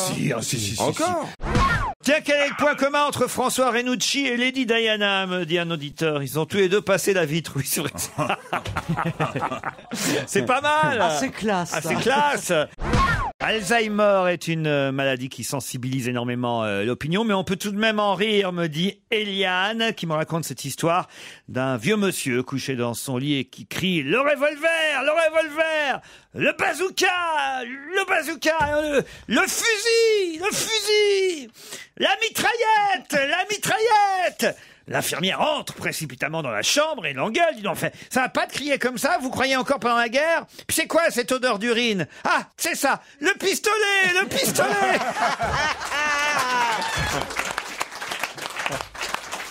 Très drôle. Une histoire envoyée par Dimitri. Vous voulez cette histoire? Oui. Dimitri. C'est une dame qui vient acheter un chien de garde. Le vendeur lui propose un tout petit chien, à peine plus grand qu'un lapin, qui s'appelle Karaté. Alors la dame dit, bah, vous n'allez pas me vendre ce petit chien. Quoi, que vous la connaissez, Pierre? Pas du tout. Non, mais si vous la connaissez. Je suis aussi bon que Bonaldi pour ça. Moi, pas du tout. Non, mais vous voulez que je la raconte ou Il pas? va bien la raconter, il va la raconter avec des vas-y, accents, vas-y. tout ça et tout. Non, J'essaye, non, vous la raconte, connaissez, vous? Elle me dit quelque chose, Elle oui. vous dit- Bah oui, mais j'y vais quand même. Alors, c'est un petit chien qui s'appelle Karaté. Donc voilà, que le vendeur propose à la dame alors qu'elle veut acheter un chien de garde. Quoi, un petit chien comme ça? Mais enfin, qu'est-ce que vous voulez qu'il garde? Dit la femme. Détrompez-vous, madame. C'est le plus dangereux des chiens. C'est une race spéciale qui nous vient du Japon. Regardez plutôt. Le vendeur ouvre la cage du chiot et crie « Karaté, la chaise !» Et le petit chien se jette sur une chaise et la réduit en miettes. La femme est impressionnée. Elle demande à voir avec un autre objet si ça marche aussi. Alors le vendeur crie « Karaté, le vase !» Et le petit chien se jette sur le vase et réduit au même état que la chaise le joli vase. La femme est enthousiasmée et achète le petit chien qui s'appelle Karaté. Toute contente, elle rentre chez elle, son mari est là, elle lui montre le petit chien, elle dit « Ça y est, je l'ai acheté ton chien de garde ». Le mari voit le chef et « Quoi? Ça, un chien de garde? C'est ça qui va défendre et protéger notre maison? Mais enfin, c'est ridicule, tu t'es fait avoir encore. » « Mais si, je t'assure, dit la femme, il s'appelle Karaté. »« Karaté, mes couilles, oui !» Aïe, aïe, aïe. Si. Moi, j'aime bien. Elle est pas si mal. On la voit venir, elle est drôle. Ouais, on la voit venir, mais elle est drôle. Elle est bien racontée. Elle est bien racontée. Oui, ça, elle est bien racontée. Et encore, on n'a pas entendu, il fait comment, Karaté? Allez, d'autres histoires peut-être après la pub.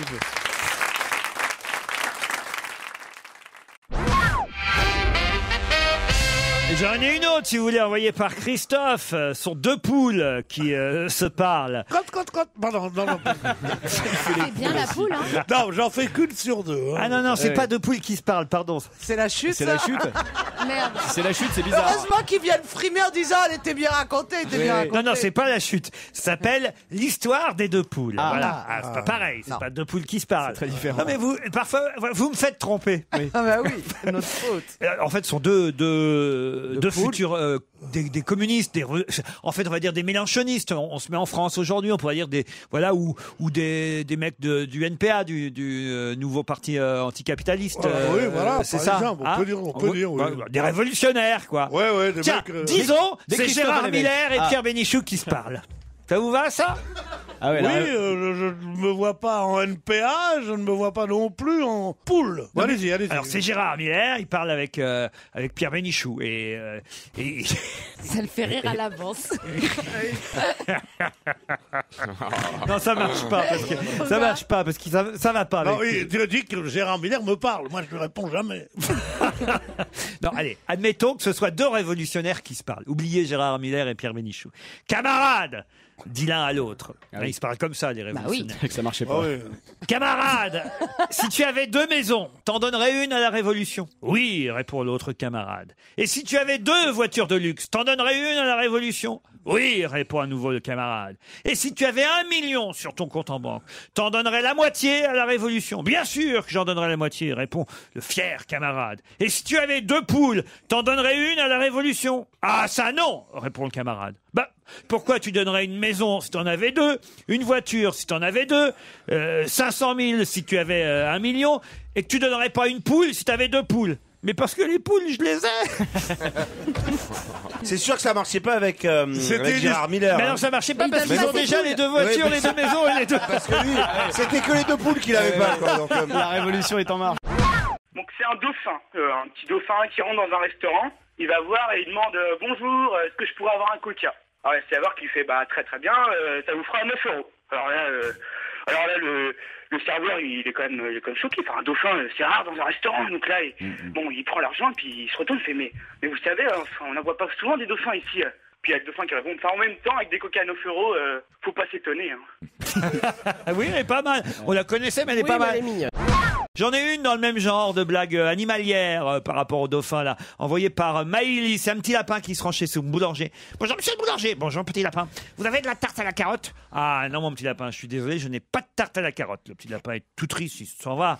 Le lendemain, le petit lapin retourne à la boulangerie. Bonjour monsieur le boulanger. Bonjour petit lapin. Vous avez de la tarte à la carotte? Ah non mon petit lapin, je suis désolé, j'ai pas de tarte à la carotte. Le petit lapin déçu se retourne et quitte la boulangerie. Et puis pendant plusieurs jours comme ça se passe la même scène. Bonjour monsieur le boulanger. Bonjour petit lapin. Vous avez de la tarte à la carotte? Ah non petit lapin, je suis désolé, j'ai pas de tarte à la carotte. Ça dure comme ça mais des jours et des jours, je vais pas vous le refaire. Hein.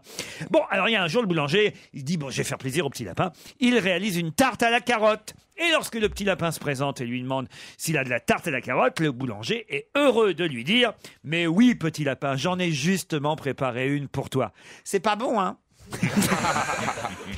Elle est mignonne. Ouais, j'en la connaissais autrement. Ah oui, comment vous la connaissiez? Avec les vous concombres. Le tourteau poireau. Chacun ses goûts. Mais non, c'est la tarte au concombre. Franchement, moi je dis plus rien. Une belle blague sur Yann Moix, un régal. Ça va me plaire, ça. Yann Moix est pressenti pour entrer à l'Académie française. Il est omniscient, mais il doit passer un test de culture générale avant d'entrer à l'Académie. Première question qu'on pose à Yann Moix. À quelle physique oppose-t-on généralement la physique quantique? Bon, Yann répond à écoutez, facile, à la mécanique newtonienne et à la théorie électromagnétique de Maxwell. Facile. Bon d'accord, une question plus dure. Alors quel est le rôle des protéines dans l'organisme humain? Leur rôle est autant structurel que catalytique, répond Yann. J'ajoute que les protéines aident à la régulation de la compaction de l'ADN. Facile. L'examinateur de l'Académie française est un peu agacé, alors il demande à Yann Moix. Ok d'accord, alors quels sont les noms, prénoms, adresses et numéros de sécurité sociale des 4000 esclaves ayant construit la pyramide de Mykérinos sous la 4e dynastie? Yann Moix la semble enfin collé, mais il se tourne vers l'examinateur et lui dit « Vous voulez l'équipe de jour ou l'équipe de nuit ?» En plus, il y a une erreur grossière. C'est à la mécanique relativiste qu'on est. Ah, il est fort, ce Yann. Mais lui, il va tellement bien cette histoire. Ah oui, vraiment. Parce que le pire, c'est qu'il est capable de connaître Bien vraiment sûr, les noms bien sûr. des mecs qui ont construit la pyramide. Ah, une autre histoire, celle-là est un peu longue, mais je la tente quand même. Ah oui. C'est Raymond, il a très mal à la tête. Quand il se lève le matin, il a mal à la tête. Dans les embouteillages vers le bureau, il a mal à la tête. Toute la matinée, il a mal à la tête. À midi, il déjeune seul. Forcément, il peut pas participer aux conversations de ses collègues. Il est obligé de déjeuner tout seul parce qu'il a trop mal à la tête d'entendre les conversations des autres. L'après-midi, il essaie d'oublier qu'il a mal à la tête. Il rentre tôt pour essayer de se coucher et de dormir un peu. Mais la nuit, il ne trouve pas le sommeil parce qu'il a mal à la tête. Ça fait 10 ans que ça dure. Et après avoir consulté plusieurs médecins, Raymond prend rendez-vous chez un spécialiste. L'homme passe la tête de Raymond au scanner et il donne son verdict. Raymond, j'ai 2 nouvelles pour vous, une bonne et une mauvaise. La bonne, c'est que nous avons trouvé l'origine de votre mal. La mauvaise, c'est justement l'origine de votre mal. En fait, ça vient de vos testicules qui font pression sur le bas de votre dos, les lombaires. Et en réaction, elles pincent le nerf spinal, lequel remonte le long de la colonne jusqu'à la tête et provoque une irritation permanente de votre cerveau, d'où vos maux de tête chroniques. Ah oui, alors qu'est-ce qu'on peut faire pour remédier à ça, docteur, demande Raymond. 2 choses, Raymond. 2 choses. Ou on vous coupe les testicules, ou vous allez devoir vivre avec ce mal de tête jusqu'à la fin de vos jours. Raymond Vissol, il se dit bon, à choisir, allez, coupez, docteur. Coupez-moi les testicules. 3 jours suffisent pour que Raymond, évidemment, se fasse opérer. Et remis des suites de l'opération, il quitte la clinique. Un monde nouveau, d'un seul coup, arrive à ses yeux parce qu'il n'a plus mal à la tête du tout. Ses migraines l'ont quitté, ses tempes ne battent plus, ses idées sont claires. Les gens lui sourient à nouveau et il leur sourit enfin puisque ça y est, il revit en fait. Ses maux de tête ont totalement disparu. Il a certes perdu ses testicules, mais il va mieux. Il passe devant un tailleur pour homme. Il décide pour fêter ça de s'offrir un nouveau costume sur mesure et il pousse la porte du magasin. Bonjour, je voudrais un costume sur mesure, monsieur le tailleur. Pas de problème, monsieur. Je vous propose cette veste en 54 et ce pantalon en 46 qui vous iront parfaitement. Raymond est un peu étonné d'une telle acuité de jugement, mais bon, il essaye l'ensemble et force est de constater que ça lui va comme un gant. Vraiment, monsieur, je suis impressionné, dit Raymond. Comment pouvez-vous déterminer ma taille aussi précisément? Le coup d'œil du pro, dit le tailleur. J'exerce ce métier depuis plus de 20 ans. Emballé, Raymond, avide de compléter ses achats, veut s'offrir aussi un caleçon de marque. Vous avez raison, monsieur. Je vous propose ce modèle à carreaux, ce caleçon en taille 42. Ah, désolé, monsieur, mais là, vous faites erreur, dit Raymond. Je porte uniquement du 40. Croyez-moi, je suis professionnel en caleçon, lui répond le tailleur. Vous faites du 42. Raymond insiste, dit, mais désolé de vous prendre à défaut, monsieur le tailleur, mais je porte du 40 depuis au moins 10 ans. C'est comme vous voudrez, monsieur, mais je dois vous prévenir. En portant du 40, vos testicules vont faire pression sur le bas de votre dos et vos lombaires, en réaction, pinceront le nerf spinal qui, à son tour, vous donnera des maux de tête.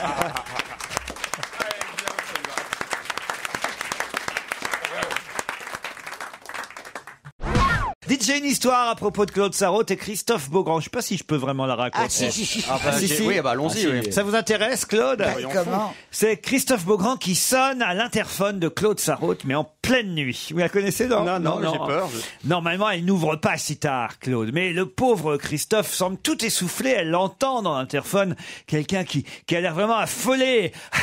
Ouvrez-moi, Claude, ouvre-moi. Devant cet affolement, Claude finit par ouvrir sa porte en appuyant sur le bip de l'interphone. Elle découvre alors sur le palier, 2 minutes plus tard, une pauvre chose apeurée, hirsute, les vêtements en lambeaux. Mais qu'est-ce qui t'est arrivé, Christophe? Prenez la voix de Bourvil, c'est mieux. Ça, c'est Claude, ça. Qu'est-ce qui t'est arrivé, Christophe? On la reconnaît mieux, là, tout de suite. Et là, Christophe qui fait, il y a 2 colosses tchétchènes de 120 kilos qui ont sonné chez moi hier soir et j'ai fait la bêtise de leur ouvrir. Mais qu'est-ce qu'ils voulaient? Sans un mot, ils m'ont menacé avec des armes. Ils avaient des grands sacs. Ils ont mis tout ce que j'avais de précieux, le téléphone, l'ordinateur, mon argent liquide, les cartes de crédit. Ils ont mis tout ça dans leur sac. Mais qu'est-ce qu'ils voulaient? Après, toujours sans prononcer une parole, ils m'ont ligoté à une chaise. Ils ont bu tous les alcools chez moi. Ils ont uriné. Ils ont déféqué dans toutes les pièces de mon appartement et aussi dans les draps de mon lit. Mais qu'est-ce qu'ils voulaient? Ivres morts, ils ont profité du fait que j'étais immobilisé. Ils m'ont baissé mon pantalon, mon caleçon. Ils m'ont fait subir les derniers outrages pendant des heures et des heures. Ils m'ont introduit tout ce qui leur tombait sous la main. Même des trucs qu'on m'avait jamais introduits. C'est dégueulasse. Je vous dis ce qui est écrit. Mais qu'est-ce qu'ils voulaient? Au petit matin, avant de partir, ils m'ont tabassé à coups de batte de baseball, puis ils sont partis toujours sans dire un mot. Ah bah alors on saura jamais ce qu'ils voulaient.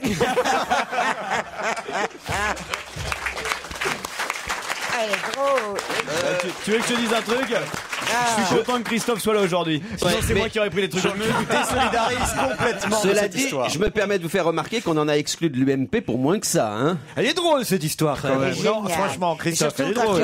Oui, c'est beau grand. Mieux, c'est quand tu m'imites, tu me le referas. Ah, je le referai, mais je vous jure que j'ai pas inventé à moi. Je lis les mails tels que je les reçois. Merci à B.O. Tegui.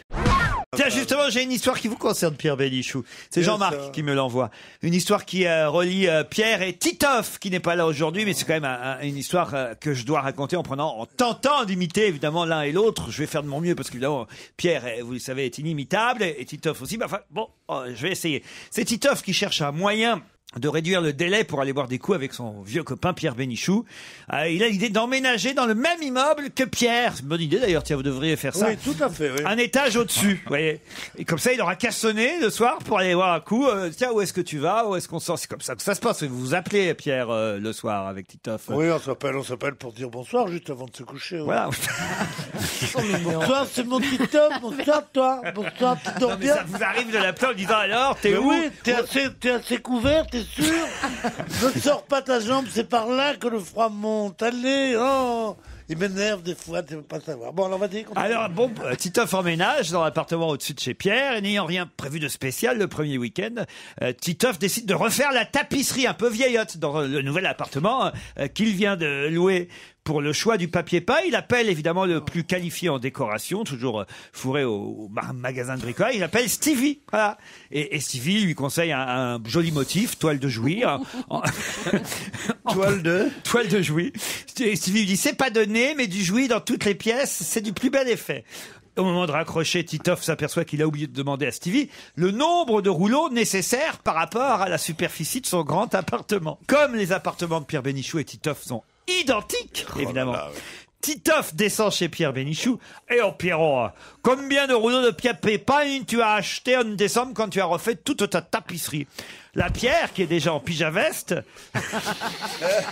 ouvre la porte et lui dit 74 rouleaux, petit con, tu vas pas m'emmerder pour des détails comme ça, 74 rouleaux.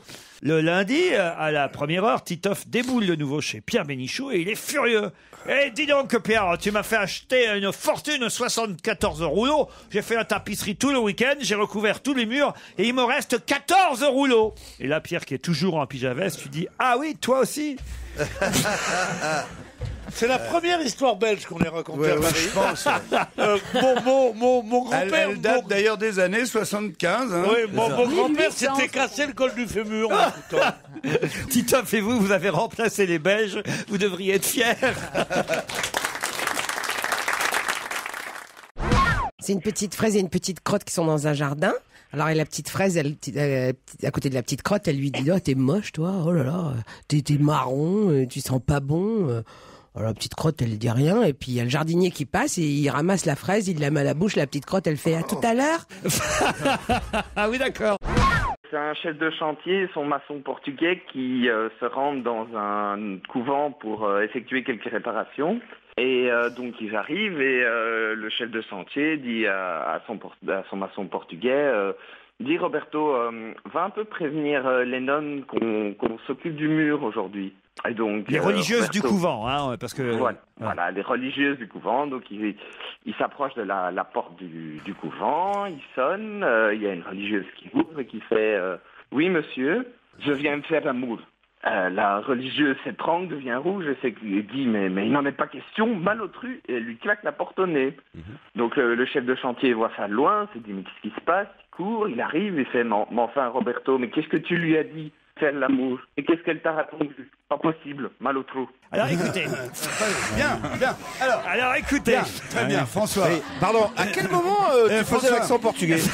Alors attends, François, de toute façon, tu comptais pas faire une carrière là-dedans. Non, Alexandre. Non, François, pardon. Ouais. Merde. Si en plus faut retenir les prénoms de tous S'il les répond auditeurs. pas, c'est que c'est pas le bon prénom, hein, la plupart du temps. Hein. Bernard, tu es toujours là, Bernard? 3 anciens amis se rencontrent. Qu'est-ce que tu deviens, toi, maintenant? Le premier du mois, j'ai repris la petite épicerie de mon père. Je l'ai développée et ça marche pas trop mal. Bon, c'est pas encore Carrefour, mais c'est une belle épicerie. Moi, dit le deuxième, j'ai repris la petite quincaillerie de mon père. Je l'ai développée, j'en suis très content. C'est pas encore Castorama, mais c'est une belle quincaillerie.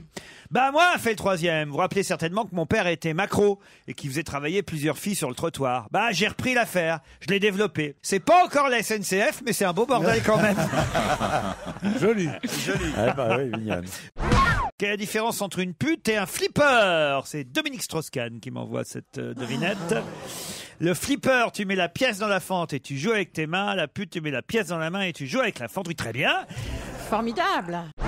C'est une grenouille à grande bouche qui se promène dans une ferme. Vous la connaissez celle-là? Oui, elle est nulle cette blague, hein, je te garantis, vas-y, Elle essaye est, de elle la est pas, vendre. elle est pas un peu visuelle? J'essaye. Ouais. C'est une grenouille à grande bouche qui se promène dans une ferme. Elle rencontre un cheval. Et le cheval lui demande, je vais vous faire le cheval. Ian. Non, ça c'est un âne. Moi, je fais que ce que je sais faire. Hein. Bonjour. Non. Ian. Ah si, c'est le cheval. J'essaie de faire un cheval qui parle. Bonjour, toi. Qu'est-ce que tu manges? Et là, tu t'es viandé, là. Ah oui, c'est la Ça grosse y est, tu t'es viandé. Non, dis bonjour, alors, attendez, toi. je le refais. Bonjour, toi, tu t'appelles comment, toi? Elle a une énorme bouche, tout ça. Il dit, moi, je m'appelle le cheval. Tu manges quoi, toi? Tu vois, comme ça. Elle m'a dit, je mange de la paille, du foin et tout ça. C'est ça, voilà.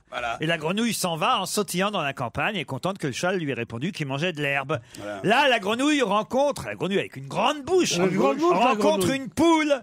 Et bonjour, la poule est là, elle la regarde et la grenouille fait bonjour toi.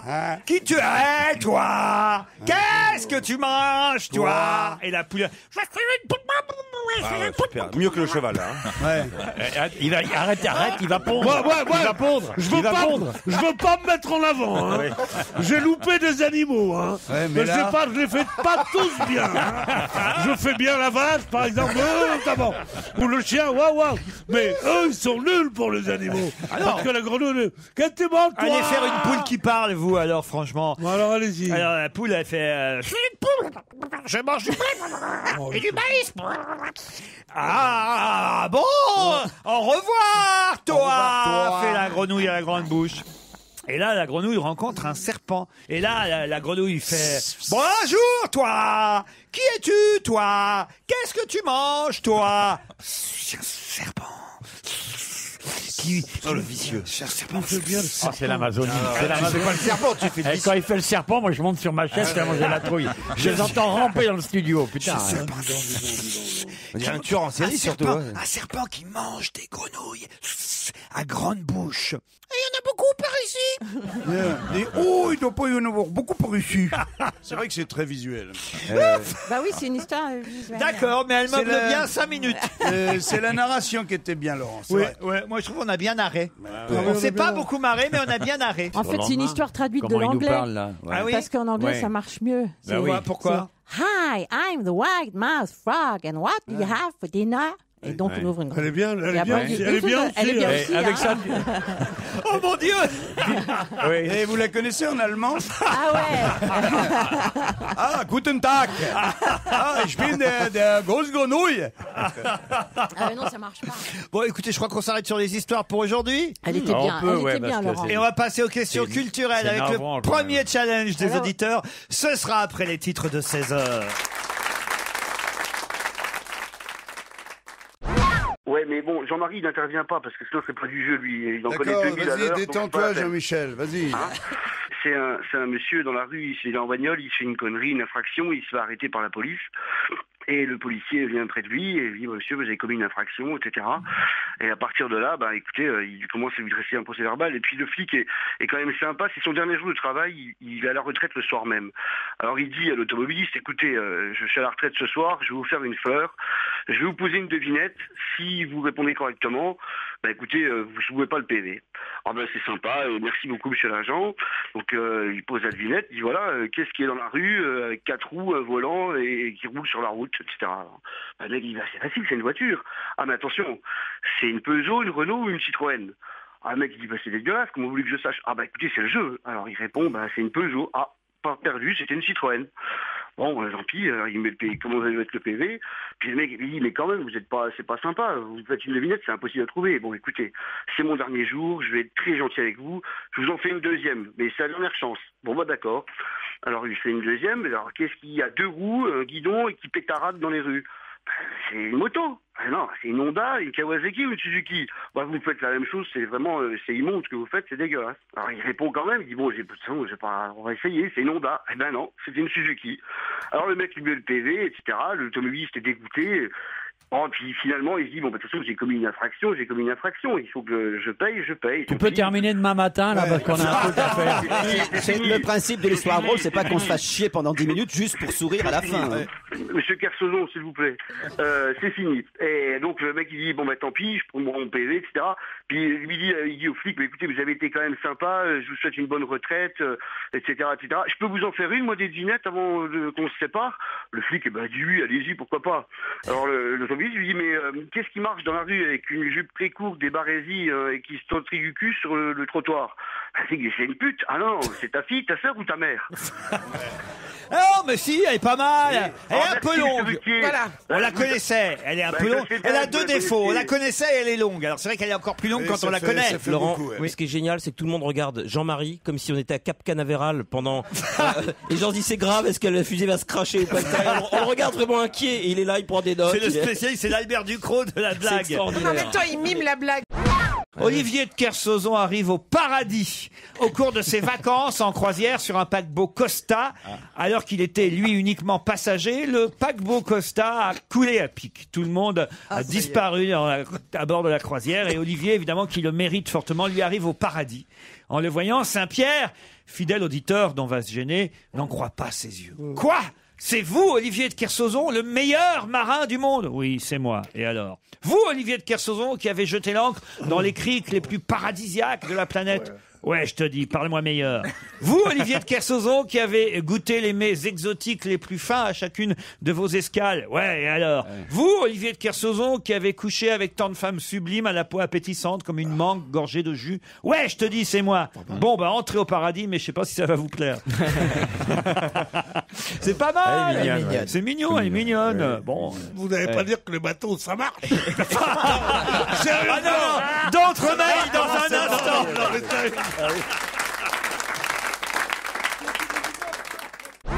C'est Philippe qui rentre du travail et il trouve Mathilde toute nue devant le miroir en train d'admirer. Ça, j'aime bien. En train d'admirer sa poitrine. Bah, qu'est-ce qui t'arrive, lui demande Philippe. Bah, je suis allé chez le docteur cet après-midi et il m'a dit. les Dallès aussi. Et il m'a dit, il m'a dit que j'avais les seins d'une jeune fille de 18 ans. Ah ouais? Et qu'est-ce qui t'a dit de ton trou du cul de 40 ans? Rien, il m'a pas parlé de toi.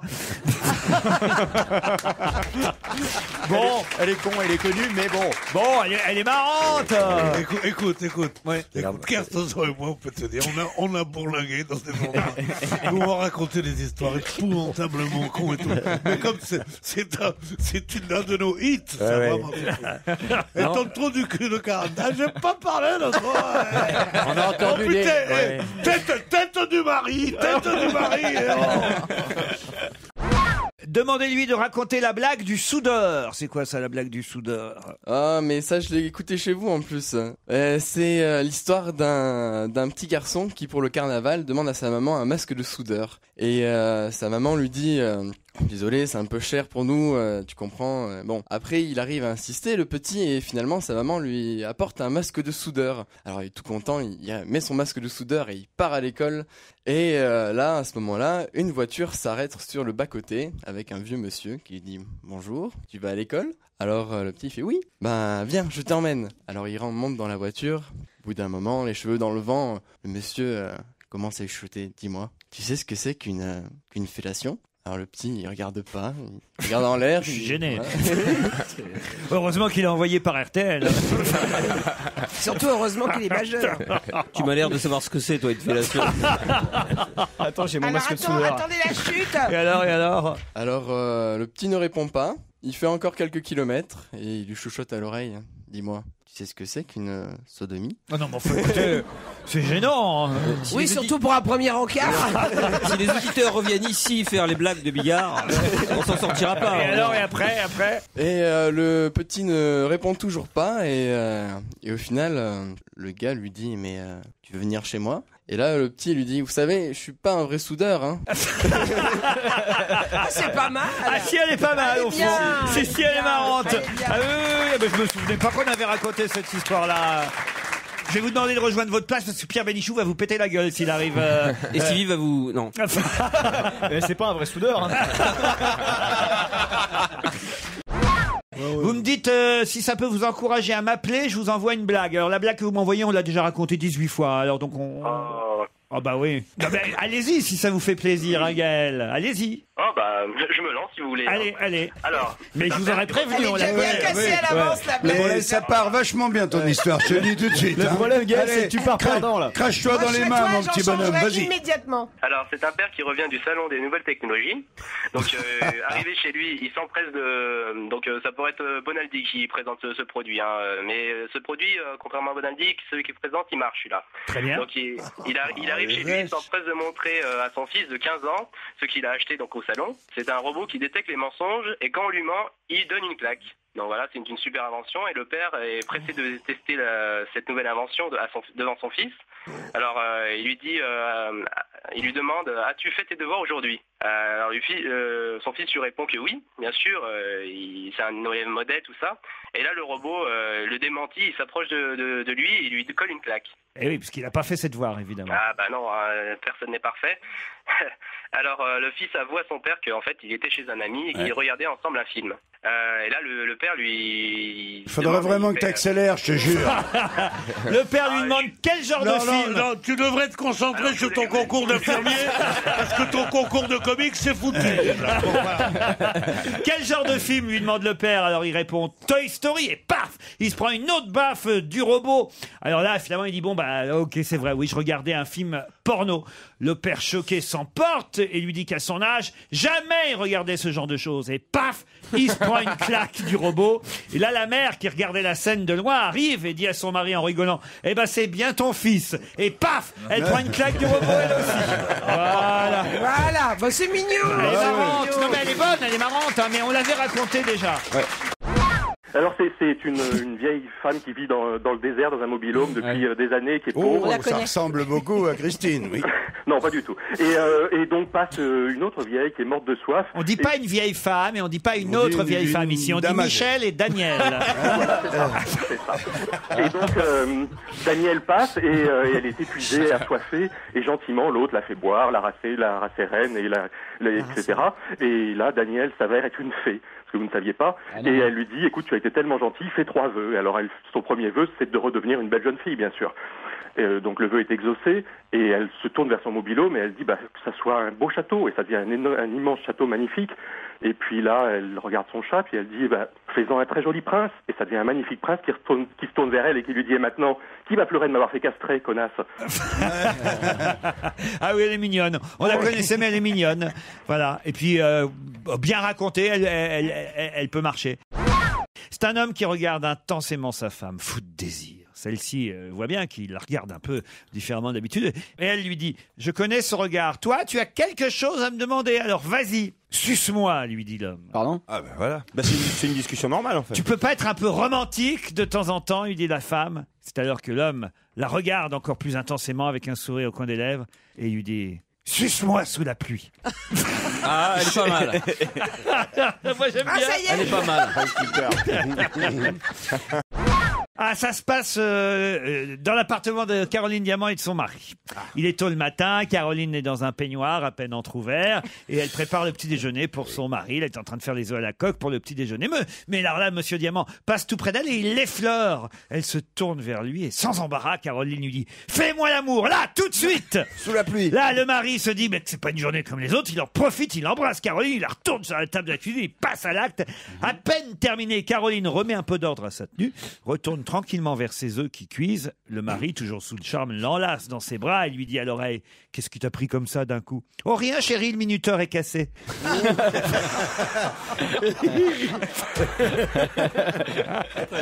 Elle est pas mal. C'est bien raconté. C'est Stevie et Joujou qui sont au Mans dans leur maison. Pourquoi dans leur maison? C'est les mecs qui habitent ensemble. Et il y a Joujou qui dit à Stevie, t'es où? Et il y a Stevie qui dit, en bas dans la buanderie, je suspends le linge. C'est qui ça, pend le linge? Oh la tête de Stevie est désespérée. T'as compris ou pas? Ah oui. C'est Et alors, Stevie c'est et qui Joujou. Ah non, ça suffit maintenant. Qui veulent j'adore. faire du saut à l'élastique au Mans. Ça se passe toujours là-bas. Mais ils sortent pas du Mans. Ah non, jamais. Maintenant j'y habite. Alors, il y a Joujou qui va acheter chez Bricorama un baudrier, un mousqueton et un élastique de 25 mètres pour sauter du pont à l'élastique. Pas de problème, dit le marchand de chez Bricorama. Joujou monte tout l'équipement et il fait un superbe saut. Il s'arrête avec l'élastique qu'il a acheté à 10 cm du sol. Tous les gens du Mans sont admiratifs, applaudissent Joujou. Et là, il y a Stevie qui dit « Ah ben je veux faire la même chose. » Moi, il retourne chez le marchand pour demander exactement le même équipement que Joujou. Un baudrier, un mousqueton et l'élastique de 25 mètres. Il repart avec tout le matériel. Là, il fait un saut. Mais Stevie, en sautant du pont avec son élastique, s'écrase et meurt sur le coup. La police enquête, interroge le marchand de chez Bricorama. Monsieur, c'est vous qui avez vendu l'élastique à Stevie? Ben oui, je lui ai donné la même chose qu'à Monsieur Joujou. Un baudrier, un mousqueton et un élastique. Mais je l'aime tellement, Stevie. Je lui ai rajouté 5 mètres gratuits.